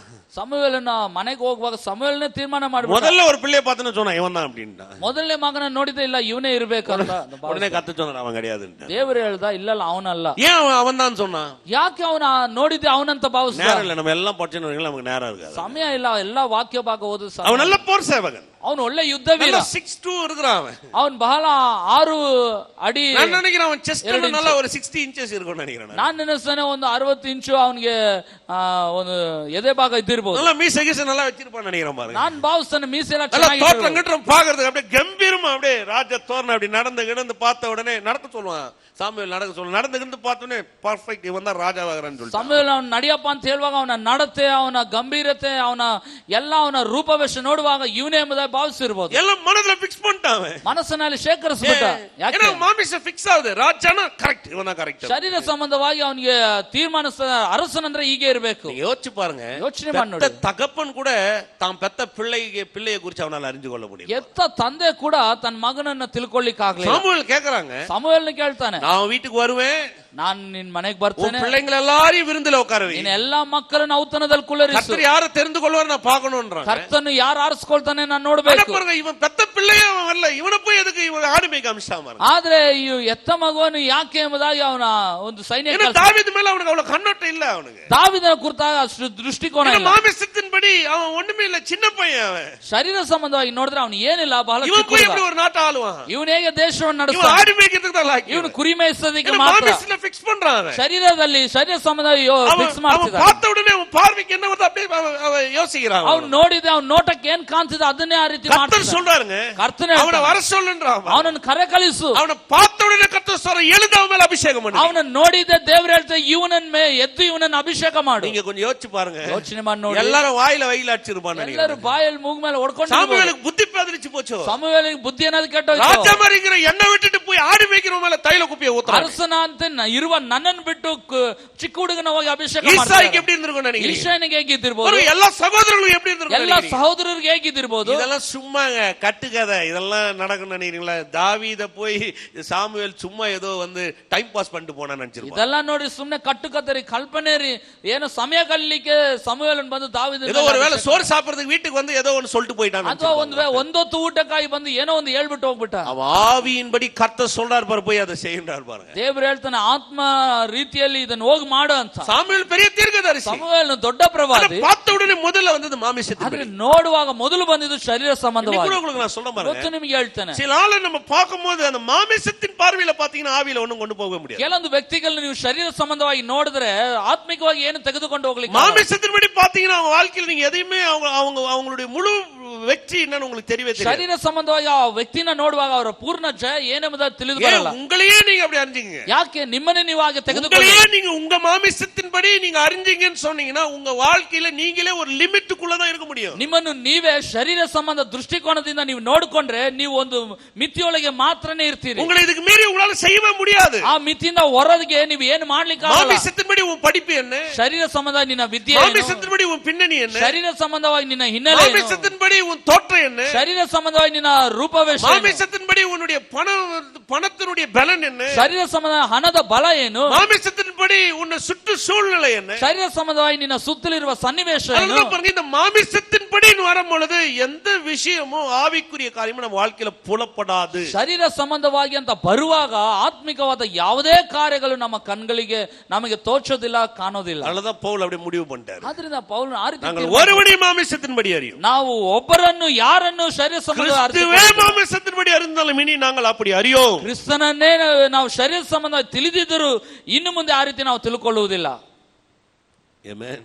ಆಮೆನ್. யோசிச்சு பாத்தீங்களா? ಯೋಚನೆ ಮಾಡಿದ್ರಾ? நீங்களே உங்களுக்கு கொஞ்சம் நினைச்சு பாருங்க. ನೀವೇ ಸ್ವಲ್ಪ ಯೋಚನೆ ಮಾಡಿ ನೋಡಿ. அவ்வளவுதாங்க. நான் ಅಷ್ಟೇ ರೀ, ನಾವಲ್ಲ. எனக்கு தெரியுங்க. ನನಗೆ ಗೊತ್ತು. என்ன தெரியும் உங்களை பத்தி? எனக்கு ಏನ್ ಗೊತ್ತು ನಿಮ್ ಕುರಿತು ಹೇಳಿ. சொல்லுங்க, என்ன தெரியும் உங்களை பத்தி? ನಿಮ್ ಕುರಿತಾಗಿ ಏನ್ ಗೊತ್ತು? தெரியாது. ಏನು ಗೊತ್ತಿಲ್ಲ. உங்களுக்கு என்னைக்கு ஆவிக்குரிய கண்ணோட்டம் ஆவியின்படி அறிந்து கொள்ளணும்னு வரீங்களா, அன்னைக்கு தான் உங்களை யாருன்னு உங்களுக்கு தெரியும். ಯಾವಾಗ ಆತ್ಮಿಕವಾದ ದೃಷ್ಟಿಕೋನ ಆತ್ಮಿಕವಾಗಿ ನೀವು ತಿಳ್ಕೋಬೇಕಂತ ನೆನೆಸ್ತೀರ ಆಗ್ಲೇ ನಿಮ್ಮ ಕುರಿತು ನೀವು ತಿಳ್ಕೊಳ್ಳೋದು. அப்பதான் உங்களுடைய பலன் என்னன்னு உங்களுக்கு தெரியும். ಆಗ್ಲೇ ನಿಮ್ಮ ಬಲಹೀನತೆ ಏನೆಂಬುದು ತಿಳಿದು ಬರೋದು. 17 பாருங்க, 17ನೇ ವಾಕ್ಯ. இப்படி இருக்க ஒருவன் கிறிஸ்துவுக்குள் இருந்தால் புது சிருஷ்டியா இருக்கிறான், பலவைகள் ஒளிந்து போயின எல்லாம் புதிதாயின. ಹೀಗಿರಲಾಗಿ ಯಾವನಾದರೂ ಕ್ರಿಸ್ತನಲ್ಲಿದ್ದರೆ ಅವನು ನೂತನ ಸೃಷ್ಟಿಯಾದನು, ಇಗೋ ಪೂರ್ವ ಸ್ಥಿತಿ ಹೋಗಿ ಎಲ್ಲಾ ನೂತನವಾಯಿತು. இப்போ ஒன்று அப்படியே ஆரம்பிச்சு சொல்றேன், நாங்கள் மாமிசத்தின்படி அறியோன்றது ஏன் அறியும், எதுக்கு அப்படி பார்க்க மாட்டோம்? ಶರೀರ ಸಂಬಂಧವಾಗಿ ಯಾಕೆ ನಾವು ತಿಳ್ಕೊಳ್ಳೋದಿಲ್ಲ ಅನ್ನೋದಕ್ಕೆ ವಿವರಣೆ ಕೊಡ್ತಾರೆ. ஒருவன் கிறிஸ்துவுக்குள் இருந்தால் புது சிருஷ்டியா இருக்கிறான். ಈಗಿರಲಾಗಿ ಯಾವನಾದ್ರೂ ಕ್ರಿಸ್ತನಲ್ಲಿ ಇದ್ದರೆ ಅವನು ನೂತನ ಸೃಷ್ಟಿ. பலவைகளெல்லாம் ஒளிந்து போயின, ಇಗೋ ಪೂರ್ವ ಸ್ಥಿತಿ ಎಲ್ಲ ಹೋಗಿ உள்ளுக்குள்ளாக ஒரு புதிய சிருஷ்டிப்பின் தன்மை. புது சிருஷ்டிப்புனா என்ன தெரியுங்களா? ಒಳಗೆ ನೂತನ ಸೃಷ್ಟಿ ಅಂದ್ರೆ ಏನ್ ಗೊತ್ತಾ? புது சிருஷ்டிப்புனா என்ன? ನೂತನ ಸೃಷ್ಟಿ ಅಂದ್ರೆ இந்த ட்ரெஸ் கட்டி இன்னொரு ட்ரெஸ் போட்ட மாதிரி ஆவியில ஏதாவது மாத்திட்டாருன்னு நினைக்கிறீங்க? ಹಳೆ ವಸ್ತ್ರ ತೆಗೆದು ಹೊಸ ವಸ್ತ್ರ ತೆಗೆದು ಹಾಕೋ ರೀತಿಯಲ್ಲಿ ಹಳೆ ಆತ್ಮ ತೆಗೆದು ಹೊಸ ಆತ್ಮ. இல்லங்க, பவுல் இந்த புது சிருஷ்டியை ஏன் கொண்டு வராருன்னா, ಪೌಲನು ಯಾಕೆ ನೂತನ ಸೃಷ್ಟಿ ಅಂತ ತರ್ತಾನೆ? இயேசு மரித்து உயிர் தெழுந்துட்டாரு பாருங்க. ಯೇಸು ಮರಣ ಹೊಂದಿ ಜೀವದಿಂದ ಎದ್ದು ಬಿಟ್ಟ. இப்ப அவர் உயிர் தெழுந்த உடனே, ಜೀವದಿಂದ ಎದ್ದ ಮೇಲೆ இப்ப அவரை விசுவாசிக்கிறாங்க பாருங்க. ಈಗ ಆತನ ನಂಬ್ತಾರೆ ನೋಡಿ. இப்ப அவங்களுக்குள்ளாக அந்த உயிர் தெழுதலின் வல்லமை அசைவாடுதாங்க. ಅವರ ಒಳಗಾಗಿ ಪುನರುತ್ಥಾನದ ಶಕ್ತಿ ಕೆಲಸ ಮಾಡ್ತಿದೆ. இப்போ உள்ள வந்து உயிர்த்தெழுதல் வல்லமை இருக்கிறதுனால பலவைகள் எல்லாம் ஒளிந்து போன. பலவைகள் சொன்னா இப்ப அவனுடைய பார்வை, அவனுடைய எண்ணங்கள், அவன் யோசிக்கிற விதங்கள் எல்லாத்தையும் அங்க மாத்தி போடுறாரு. ಒಳಗೆ ಪುನರುತ್ಥಾನದ ಶಕ್ತಿ ಇರೋದ್ರಿಂದ ಪೂರ್ವ ಸ್ಥಿತಿ ಅಂತ ಹೇಳುವಾಗ ಅವನ ದೃಷ್ಟಿ, ಅವನ ಕ್ರಿಯೆಗಳು, ಅವನ ಗುಣಲಕ್ಷಣಗಳು ಎಲ್ಲ ಹೋಗಿ ನೂತನಗೊಳ್ತಿದೆ ಅಂತ ಹೇಳ್ತಾರೆ. புது சிருஷ்டி, ನೂತನ ಸೃಷ್ಟಿ. உள்ளுக்குள்ளாக அந்த உயிர்த்தெழுதலின் வல்லமைக்குரிய தோற்றம், ஒரு பிறப்பு. ಒಳಗೆ ಪುನರುತ್ಥಾನದ ಶಕ್ತಿ ಕುರಿತಾದ ಒಂದು ಜನನ, ಒಂದು ದೃಷ್ಟಿ. இப்ப எந்த ஒரு டீலிங் நடந்தாலும் பாருங்க, அந்த மாதிரி போகும்போது அந்த புது சிருஷ்டிப்பை நீங்க அணுகும் பொழுது புது சிருஷ்டிப்புக்குரிய வார்த்தைகள், புது சிருஷ்டிப்புக்குரிய காரியங்கள் உங்களுக்குள்ள நுழையும் பொழுதுதான் மாற்றத்தை பார்க்க முடியும். ಯಾವುದೇ ಒಂದು ಕಾರ್ಯಗಳು ನೀವು ಸಂಧಿಸಿದ್ರು ಸಹ ನೂತನ ಸೃಷ್ಟಿಗೆ ಸಂಬಂಧಪಟ್ಟ ಕಾರ್ಯಗಳು ನಿಮ್ಮಲ್ಲಿ ಉಂಟಾಗುವಾಗಲೇ ಅದಕ್ಕೆ ಸಂಬಂಧಪಟ್ಟ ರೀತಿಯಾದ ಬದಲಾವಣೆಗಳು ನೀವು ನೋಡ್ತೀವಿ. அதனாலதான் பவுல் வந்து அப்படியே முழுமை நினைக்கிறார், இனி மாமிசத்தின்படி அறியும். ಆದ್ರಿಂದ ಪೌಲನು ಹೇಳ್ತಾ ಇದ್ದಾನೆ, ಇನ್ನು ನಾವು ಶರೀರ ಸಂಬಂಧ ತಿಳ್ಕೊಳ್ಳೋದಿಲ್ಲ, அறிய போறதும் கிடையாது. ಇನ್ನು ಆ ರೀತಿ ತಿಳ್ಕೊಳ್ಳಿಕ್ಕೆ ಹೋಗೋದು ಇಲ್ಲ. அப்படியே போயிட்டே இருக்கலாம் பாருங்க. ಹಾಗೆ ಹೋಗ್ತಾ ಇರಬಹುದು. அருமையான ஒரு காரியம் பாருங்க. ಬಹಳ ಒಳ್ಳೆಯ ಒಂದು ಕಾರ್ಯಗಳಿದೆ. 18, 19, 20 வாசிக்கிறோம் பாருங்க. 18, 19, 20 ಓದ್ತೇನೆ. இவையெல்லாம் தேவனால் உண்டாயிருக்கிறது. அவர் இயேசு கிறிஸ்துவை கொண்டு நம்மை தம்மோடு ஒப்புரவாக்கி ஒப்புரவான ஊழியத்தை எங்களுக்கு ஒப்பு கொடுத்தார். ಇದೆಲ್ಲ ದೇವರಿಂದ ಉಂಟಾದದ್ದು, ಆತನು ಕ್ರಿಸ್ತನ ಮೂಲಕ ನಮ್ಮನ್ನು ತನಗೆ ಸಮಾಧಾನ ಪಡಿಸಿಕೊಂಡು ಸಮಾಧಾನ ವಿಷಯವಾದ ಸೇವೆಯನ್ನು ನಮಗೆ ಅನುಗ್ರಹಿಸಿದ್ದಾನೆ. அது என்னவெனில் தேவன் உலகத்தாருடைய பாவங்களை எண்ணாமல் கிறிஸ்துவுக்குள் அவர்களை தமக்கு ஒப்புரவாக்கலின் உபதேசத்தை எங்களிடத்தில் ஒப்புவித்தார். ಆ ಸಮಾಧಾನದ ವಾಕ್ಯವೇನೆಂದರೆ ದೇವರು ಮನುಷ್ಯರ ಅಪರಾಧಗಳನ್ನು ಅವರ ಲೆಕ್ಕಕ್ಕೆ ಹಾಕದೆ ಲೋಕವನ್ನು ಕ್ರಿಸ್ತನಲ್ಲಿ ತನಗೆ ಸಮಾಧಾನ ಪಡಿಸಿಕೊಳ್ಳುತ್ತಿದ್ದಾನೆಂಬುದೇ ಅದನ್ನು ಸಾರುವ ಸೇವೆಗೆ ನಮ್ಮನ್ನು ನೇಮಿಸಿದ್ದಾನೆ. ஆனபடியினாலே தேவனானவர் எங்களை கொண்டு புத்தி சொல்லுகிறது போல நாங்கள் கிறிஸ்துவுக்காக சேனாதிபதிகளாக இருந்து தேவனோட ஒப்புரவாகுங்கள் என்று கிறிஸ்துவின் நிமித்தம் உங்களை வேண்டிக் கொள்ளுகிறோம். ನಾವು ಕ್ರಿಸ್ತನ ರಾಯಭಾರಿಗಳಾಗಿದ್ದೇವೆ. ದೇವರೇ ನಮ್ಮ ಮೂಲಕ ಬುದ್ಧಿ ಹೇಳುವ ಹಾಗಾಯಿತು. ದೇವರೊಂದಿಗೆ ಸಮಾಧಾನವಾಗಿರಿ ಎಂದು ಕ್ರಿಸ್ತನ ಹೆಸರಿನಲ್ಲಿ ನಿಮ್ಮನ್ನು ಬೇಡಿಕೊಳ್ಳುತ್ತೇವೆ. ಸುಂದರವಾದ ವಿಷಯ. இப்ப புது சிருஷ்டியில கொண்டு வந்த மாமிசத்தின்படி அறியோம் அப்படின்ட்டோம் இல்லைங்களா? ಶರೀರ ಸಂಬಂಧವಾಗಿ ತಿಳ್ಕೊಳ್ಳೋದಿಲ್ಲ ಎಂಬುದಾಗಿ ಹೇಳ್ತದಲ್ಲ. அவர் சொல்றாரு இல்லைங்களா, ஒரு எங்களை ஏன் எழுப்புறாரு இந்த ஒப்புரவாக்குதல் அப்படின்றார் இல்லையா? அந்த ஒப்புரவாக்குதல்ன்றது ரொம்ப ஒரு அருமையான காரியம் பாருங்க. ಸಮಾಧಾನ ಅಥವಾ ಸಂಧಾನ ಮಾಡೋದು ಅನ್ನೋದು ಬಹಳ ಸುಂದರವಾದ ಒಂದು ಕಾರ್ಯ. கிறிஸ்துவோடு கூட எப்படி நம்ம ஜனங்களை ஒப்புரவாகணும், எப்படி அவரோடு கூட நம்ம இணையறோம்ன்றது ரொம்ப முக்கியம். ಕ್ರಿಸ್ತನೊಂದಿಗಾಗಿ ನಾವು ಹೇಗೆ ಸಂಧಾನಕ್ಕೊಳಗಾಗ್ತೇವೆ ಅಥವಾ ಸಮಾಧಾನಕ್ಕೊಳಗಾಗ್ತೇವೆ, இதை செய்யறதுக்கு அந்த ஒரு வார்த்தை பயன் பண்றாரு, நாங்கள் சேனாதிபதிகளாக இருக்கிறோம் அப்படின்றார். ಈ ಕಾರ್ಯವನ್ನು ಮಾಡ್ಲಿಕ್ಕೆ ಒಂದು ಪದನ ಆತನು ಉಪಯೋಗಿಸ್ತಾನೆ. ನಾವು ಕ್ರಿಸ್ತನ ராயபாரிகளாகிதேವೆ. ராயபாரிகளாகிதேவே அது ரொம்ப முக்கியம். சேனாதிபதின்ற அந்த ஊழியத்தை ஏன் பவுல் கொண்டு வந்தார் அப்படின்றத பார்க்கணும். இந்த 17 இருந்து புது சிருஷ்டில இருந்து இன்னும் கொஞ்சம் எடுத்து அதுல இருந்து போனோம்னா ரொம்ப அருமையா இருக்கும். ரொம்ப அருமையான ஒரு ஸ்டடி பாருங்க. ರಾಯಭಾರಿ ಎಂಬ ಸೇವೆ ದೇವರು ಯಾಕೆ ಕೊಟ್ಟ ಅನ್ನೋದು ಕುರಿತಾಗಿ 17ನೇ ವಾಕ್ಯದಿಂದ ನೀವು ಓದಿದ್ರೆ ಬಹಳ ಚೆನ್ನಾಗಿರ್ತದೆ. ಒಂದು ಒಳ್ಳೆ ಅಧ್ಯಯನವಾಗಿರ್ತದೆ. ಆಮೆನ್. ಹalleluya. ಹalleluya. உங்களுக்கு சொல்றேன் பாருங்க. ನಾನು ನಿಮಗೆ ಹೇಳ್ತೇನೆ, மாமிசத்தின்படி எதை அறிஞ்சு ಶರೀರ ಸಂಬಂಧವಾಗಿ ಯಾವುದು ತಿಳ್ಕೋಬಾರದು. ಅದನ್ನ ಪೌಲ್ ಮುற்றுப்புள்ளி வைக்கிறார். ಅದಕ್ಕೋಸ್ಕರ ಪೌಲನಲ್ಲಿ ಮುಕ್ತಾಯದ ಚಿಹ್ನೆ எதுவா இருந்தாலும் பாருங்க, ಏನೇ ಆಗಿದ್ರು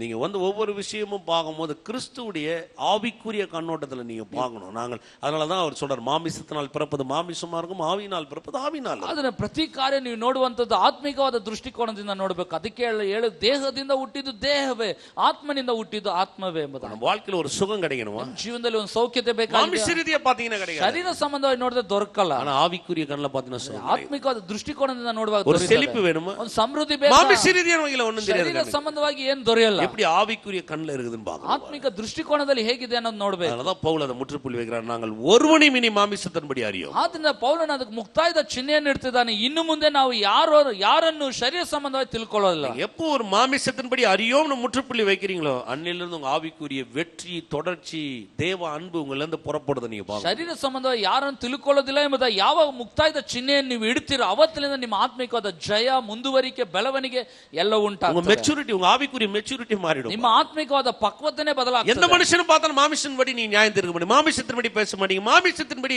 ஒரு மனுஷனை கண்டம் பண்ண முடியும், மாமிசத்தின்படி நம்ம யாருமே இடப்பட மாட்டோம். ಯಾವ ಮನುಷ್ಯನ ನೋಡಿದ್ರು ಶರೀರ ಸಂಬಂಧವಾಗಿ ನ್ಯಾಯ ತೀರಿಸುವುದಿಲ್ಲ, ಶರೀರ ಸಂಬಂಧವಾಗಿ ಮಾತಾಡೋದಿಲ್ಲ, ಶರೀರ ಸಂಬಂಧವಾಗಿ ನಾವು ಅವನೊಂದಿಗೆ ಕಾರ್ಯಗಳು ಮಾಡಲ್ಲ.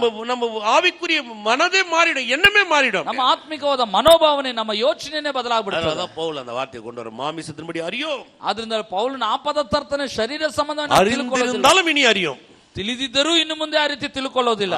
நிக்க வைக்கும் போதுதான் பாருங்க ஆவிக்குரிய வெளிச்சங்களும் வெளிப்பாடுகளும் உங்க வாழ்க்கை கிடைக்கும். ಆ ರೀತಿ ನಿಲ್ಲಿಸುವಾಗ್ಲೇ ನೋಡ್ರಿ ಆತ್ಮಿಕವಾದ ಬೆಳಕು, ಬೆಳವಣಿಗೆ ಉಂಟಾகும். உங்க வாழ்க்கையே நீங்க உங்க மாமிசத்தின்படி அறிஞ்சீங்கன்னா பார்க்க முடியாது. கர்த்தர் ஆவிக்குரிய வகையில் எப்போ நீங்க அறிந்து கொள்ள பார்க்க ஆரம்பிங்க, அப்போ உங்க வாழ்க்கையினுடைய நோக்கங்களை உங்களால காண முடியும். ನಿಮ್ಮ ಜೀವಿತವನ್ನೇ ಶರೀರ ಸಂಬಂಧವಾಗಿ ನೋಡಿದ್ರೆ ತಿಳ್ಕೊಳ್ಳಿಕ್ಕಾಗಲ್ಲ. ಆದ್ರೆ ಆತ್ಮಿಕವಾಗಿ ನೋಡುವಾಗ ನಿಮ್ಮ ಜೀವನದಲ್ಲಿ ದೇವರು ಇಟ್ಟಿರತಕ್ಕ ಉದ್ದೇಶವೇನು ಅನ್ನೋದು ಕುರಿತು ನೀವು ತಿಳ್ಕೊಳ್ತೀರಿ. ಆಮೆನ್. ஹalleluya. ஹalleluya. எத்தனை சந்தோஷப்படுறீங்க? ಸಂತೋಷಪಡ್ತೀವಿ. கர்த்தர் நல்லவர். ದೇವರು ಒಳ್ಳೆಯವನು. ಎಲ್ಲ ಕರங்களை வைத்து வாய்களை திறந்தவனே. ಕರಗಳನ್ನೆತ್ತಿ ಬಾಗಿಲெத்தி ಸ್ತೋತ್ರ ಮಾಡಿ. ஹalleluya. ஹalleluya. ஹalleluya. ஹalleluya. ஓ மே துதிக்கிறோம் கர்த்தா. ಸ್ತುತಿಸ್ತೇವಪ್ಪ. ஓ உமக்கு நன்றி செலுத்துகிறோம். ವಂದಿಸ್ತೇವೆ ದೇವರೇ. நன்றி செலுத்து. ಎಲ್ಲ ಕರங்களை வைத்து வாய்களை திறந்து ಸ್ತೋತ್ರ. ಎಲ್ಲರೂ ಕರಗಳನ್ನೆತ್ತಿ ಬಾಗಿಲெத்தி ಸ್ತೋತ್ರ. கர்த்தர் நம்மை ரட்சித்திருக்கிறார். ಸ್ವಾಮಿ ನಮ್ಮನ್ನು ರಕ್ಷಿಸಿದ பெரிய நோக்கம் நமக்காக வைக்கிறார். ದೊಡ್ಡ ಉದ್ದೇಶ ನಮಗಾಗಿ ಇಡಲ್ಪಟ್ಟಿದೆ. நாம் சாதாரணமானவர்கள் அல்ல. ನಾವು ಸಾಧಾರಣವಾದವರಲ್ಲ. நாம் சாதிக்க பிறந்தவர். ನಾವು ಸಾಧಿಸಲು ಹುಟ್ಟಿದವರು. சரித்திரமே உங்களை நோக்கி பார்க்கிற தேவன். ಚರಿತ್ರವೇ ನಿಮ್ಮನ್ನು ಹಿಂದಿರುಗಿ ನೋಡಬೇಕು. உங்களுக்காக நன்மை செய்யும்படி காத்துக்கொண்டிருக்கிறார். ನಿಮಗಾಗಿ ಮೇಲನ್ನು ಮಾಡ್ಲಿಕ್ಕಾಗಿ ಕಾದಿದ್ದಾನೆ. உங்களை சீர்படுத்தி, உங்களை சிங்காரித்து, உங்களை உயர்த்த அவர் வல்லவரார். ಸರಿಪಡಿಸಿ ಶೃಂಗರಿಸಲು ಆತನಿದ್ದಾನೆ. அவர் உடன்படிக்கையின் தேவன். ಆತನ ಒಡಂಬಡಿಕೆಯ ದೇವರು. கிறிஸ்து இயேசுவை கொண்டு உங்களோட என்னோட உடன்படிக்கை பண்ணியிருக்கிறார். ಕ್ರಿಸ್ತ ಯೇಸುವಿನ ಮುಖಾಂತರ ನಿಮ್ಮೊಂದಿಗೆ ನನ್ನೊಂದಿಗೆ உடன்படிக்கை யாராலும் முறிக்க முடியாது. ಈ ಒಡಂಬಡಿಕೆನ ಯಾರು ಮುರಿಲಿಕ್ಕಾಗಲ್ಲ. ஹalleluya. ஹalleluya. ஹalleluya. ஓ மே துதிக்கிறோம். ಸ್ತುತಿಸ್ತೇವಪ್ಪ. ಯೇಸುವಿನ ನಾಮத்தில். ಯೇಸುವಿನ ನಾಮದಲ್ಲಿ. வந்தவளை ஆசீர்வதிக்கிறோம். ಬಂದವರು குடும்பங்களை ஆசீர்வதிக்கிறோம். ಕುಟುಂಬಗಳನ್ನು ಆಶೀರ್ವದಿಸಿ, வாழ்க்கை ஆசீர்வதிக்கிறோம். ಜೀವನವನ್ನು ಆಶೀರ್ವದಿಸ್ತೇನೆ. ஓ எல்லா மேன்மைகளையும் அவர் காணட்டும். ಎಲ್ಲ ಶ್ರೇಷ್ಠತೆಗಳನ್ನು ಇವರು ನೋಡಲಿ. எல்லா நன்மைகளையும் காணட்டும். ಎಲ್ಲ ಮೇಲನ್ನು ಇವರು ನೋಡಲಿ. எல்லா உயர்வுகளையும் ಎಲ್ಲ காணட்டும். ಉನ್ನತಿಗಳನ್ನು ಇವರು ಕಾಣಲಿ. ஓ நன்றி நன்றி நன்றி அப்பா. ವಂದನೆ ಅಪ್ಪ. ஓ துதிக்கிறோம் ಸ್ತುತಿಸ್ತೇವೆ ದೇವರೇ. துதிக்கிறோம் ಸ್ತುತಿಸ್ತೇವೆ. துதிக்கிறோம் கதா. ಸ್ತುತಿಸ್ತೇವೆ. ஓ நன்றி ராஜா. ವಂದನೆ ದೇವರೇ. எவ்வளவு அருமையான வார்த்தைகளை எங்களுக்காக கொடுத்தீங்க. ಸುಂದರವಾದ ವಾಕ್ಯಗಳು ನಮಗೆ ಕೊಟ್ಟೆ. ஆண்டவரே நீர் கொடுத்த இந்த வெளிச்சத்துக்காக நன்றி. ನೀನು ಕೊಟ್ಟಂತ ಈ ಬೆಳಕಿಗಾಗಿ ವಂದನೆ. பரிசுத்த ஆவியானவரே, ಪರಿಶುದ್ಧಾತ್ಮನೇ, அளவில்லாத கிருபைகளுக்காக, ಮಿತಿ ಮೀರಿದ ಕೃಪೆಗಳಿಗಾಗಿ ವಂದನೆ. சத்தியத்தை வெளிப்படுத்தக்கூடிய ஒரே ஒரு நபர் நீர் என்பது நாங்கள் அறிந்திருக்கிறோம். ಸತ್ಯವನ್ನು ಪ್ರಕಟಿಸುವ ನೀನು ಒಬ್ಬನೇ ಅನ್ನೋದನ್ನು ತಿಳಿದಿದ್ದೇವೆ. சத்திய ஆவியானவரே, ಸತ್ಯದ ಆತ್ಮನೇ, இந்த வார்த்தைகளுக்குள்ளாய் வளரட்டும். ಈ ವಾಕ್ಯಗಳು ಇವರೊಳಗಾಗಿ ಬೆಳೆಯಲಿ. இந்த வார்த்தைகளுக்குள்ளாய் பெரிய காரியங்களை ಈ ವಾಕ್ಯಗಳು ಇವರೊಳಗಾಗಿ ದೊಡ್ಡ ಕಾರ್ಯಗಳು வேறு பிடித்து கனி கொடுக்கட்டும். ಬೇರೂರಿ ಫಲ ಕೊಡಲಿ. மாம்சத்தின்படி அறியோம் என்ற வார்த்தை அந்த வெளிச்சத்தை அவளுக்குள்ளாக ಶರೀರ ಸಂಬಂಧವಾಗಿ ತಿಳುಕೊಳ್ಳುವುದಿಲ್ಲ ಎಂಬಂತ ದೇವರ ಕಾರ್ಯ ಉಂಟಾಗಲಿ. ஆவிக்குரிய வாழ்வுல ஒரு பெரிய புது பொலிவு உண்டாகும். ಆತ್ಮಿಕ ಜೀವನದಲ್ಲಿ ಒಂದು ದೊಡ್ಡ ಪುನರ್ಚೇತನ ಉಂಟಾಗಲಿ. நன்மை உண்டாகட்டும் சாமி. மேல் உண்டாಗல பெரிய காரியங்களை செய்யும். ಮಾತಾದದನ್ನು நாம மகிமை பெறுவதாக. ನಾಮ ಮಹಿಮೆ ಹೊಂದಲಿ. ಯೇಸು ಕ್ರಿಸ್ತನ ವಲ್ಲமுள்ள ನಾಮத்தினால. ಯೇಸು ಕ್ರಿಸ್ತನ ಶಕ್ತಿಯುತ ನಾಮದಲ್ಲಿ. ಕರ್ತನಾದ ಯೇಸು ಕ್ರಿಸ್ತನ ಕೃಪೆயும் ಕರ್ತನಾದ ಯೇಸು ಕ್ರಿಸ್ತನ பிதாவாக தேவனுடைய ತಂದೆಯಾದ ದೇವರ பரிசுத்த ஆவியானவரின் இணைவு ಪರಿಶುದ್ಧಾತ್ಮನನ್ನು என்றும் சதா காலமும் ಸದಾ ಕಾಲ ನಿಮ್ಮೆಲ್ಲರೊಂದಿಗೆ ಆಗಲಿ. ஆமென். கரங்களை தட்டி பாடுவோம்.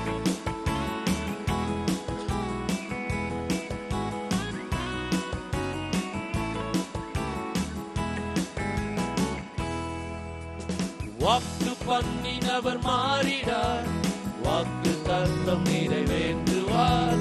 வாக்கு பண்ணினவர் மாறிடார், வாக்கு தத்தம் நிறைவேற்றுவார். வாக்கு பண்ணினவர் மாறிடார், வாக்கு தத்தம் நிறைவேற்றுவார். வாக்கு பண்ணினவர் மாறிடார், வாக்கு தத்தம் நிறைவேற்றுவார். சோர்ந்து போகாதே, சோர்ந்து போகாதே, சோர்ந்து போகாதே, உன்னை அழைத்தவர் உண்மை உள்ளவர். சோர்ந்து போகாதே, சோர்ந்து போகாதே, சோர்ந்து போகாதே, உன்னை அழைத்தவர் உண்மை உள்ளவர். அவர் மனிதர் அல்லவே, பொய் சொல்லுவதில்லையே. அவர் உண்மை உள்ளவர், வாக்கு மறப்பதில்லையே. அவர் மனிதர் அல்லவே, பொய் சொல்லுவதில்லையே. அவர் உண்மை உள்ளவர், வாக்கு மறப்பதில்லையே. வாக்கு தந்தவர் சிறந்தவர், சிறந்ததை தருபவர். ஏமாற்றம் எனக்கில்லையே. வாக்கு தந்தவர் சிறந்தவர், சிறந்ததை தருபவர். ஏமாற்றம் எனக்கில்லையே. சோர்ந்து போகாதே, சோர்ந்து போகாதே, சோர்ந்து போகாதே, உன்னை அழைத்தவர் உண்மை உள்ளவர். சோர்ந்து போகாதே, சோர்ந்து போகாதே, சோர்ந்து போகாதே, உன்னை அழைத்தவர் உண்மை உள்ளவர். நர மனுஷ நில்லவே, நில்லவே, ನಂಬಿಗಸ್ತ ನಾದವ ವಾಗ್ದಾನ ಮರೆಯುವುದಿಲ್ಲ. ನರ ಮನುಷ್ಯ ನಿಲ್ಲವೇ, ಸುಳ್ಳಾಡುವುದಿಲ್ಲವೇ. ನಂಬಿಗಸ್ತ ನಾದವ ವಾಗ್ದಾನ ಮರೆಯುವುದಿಲ್ಲ. ವಾಗ್ದಾನದಿ ಶ್ರೇಷ್ಠನು, ಶ್ರೇಷ್ಠವಾದಂತೆ ಮಾಡುವನು. ಮೋಸವೆಂಬದು ನಮಗಿಲ್ಲವೇ. ವಾಗ್ದಾನದಿ ಶ್ರೇಷ್ಠನು, ಶ್ರೇಷ್ಠವಾದಂತೆ ಮಾಡುವನು. ಮೋಸವೆಂಬದು ನಮಗಿಲ್ಲವೇ. ಸೊತ್ತು ಹೋಗದಿರು, ಸೊತ್ತು ಹೋಗದಿರು, ಸೊತ್ತು ಹೋಗದಿರು. ನಿನ್ನ ಕರೆದವ ನಂಬಿಗಸ್ತನು. ಸೊತ್ತು ಹೋಗದಿರು, ಸೊತ್ತು ಹೋಗದಿರು.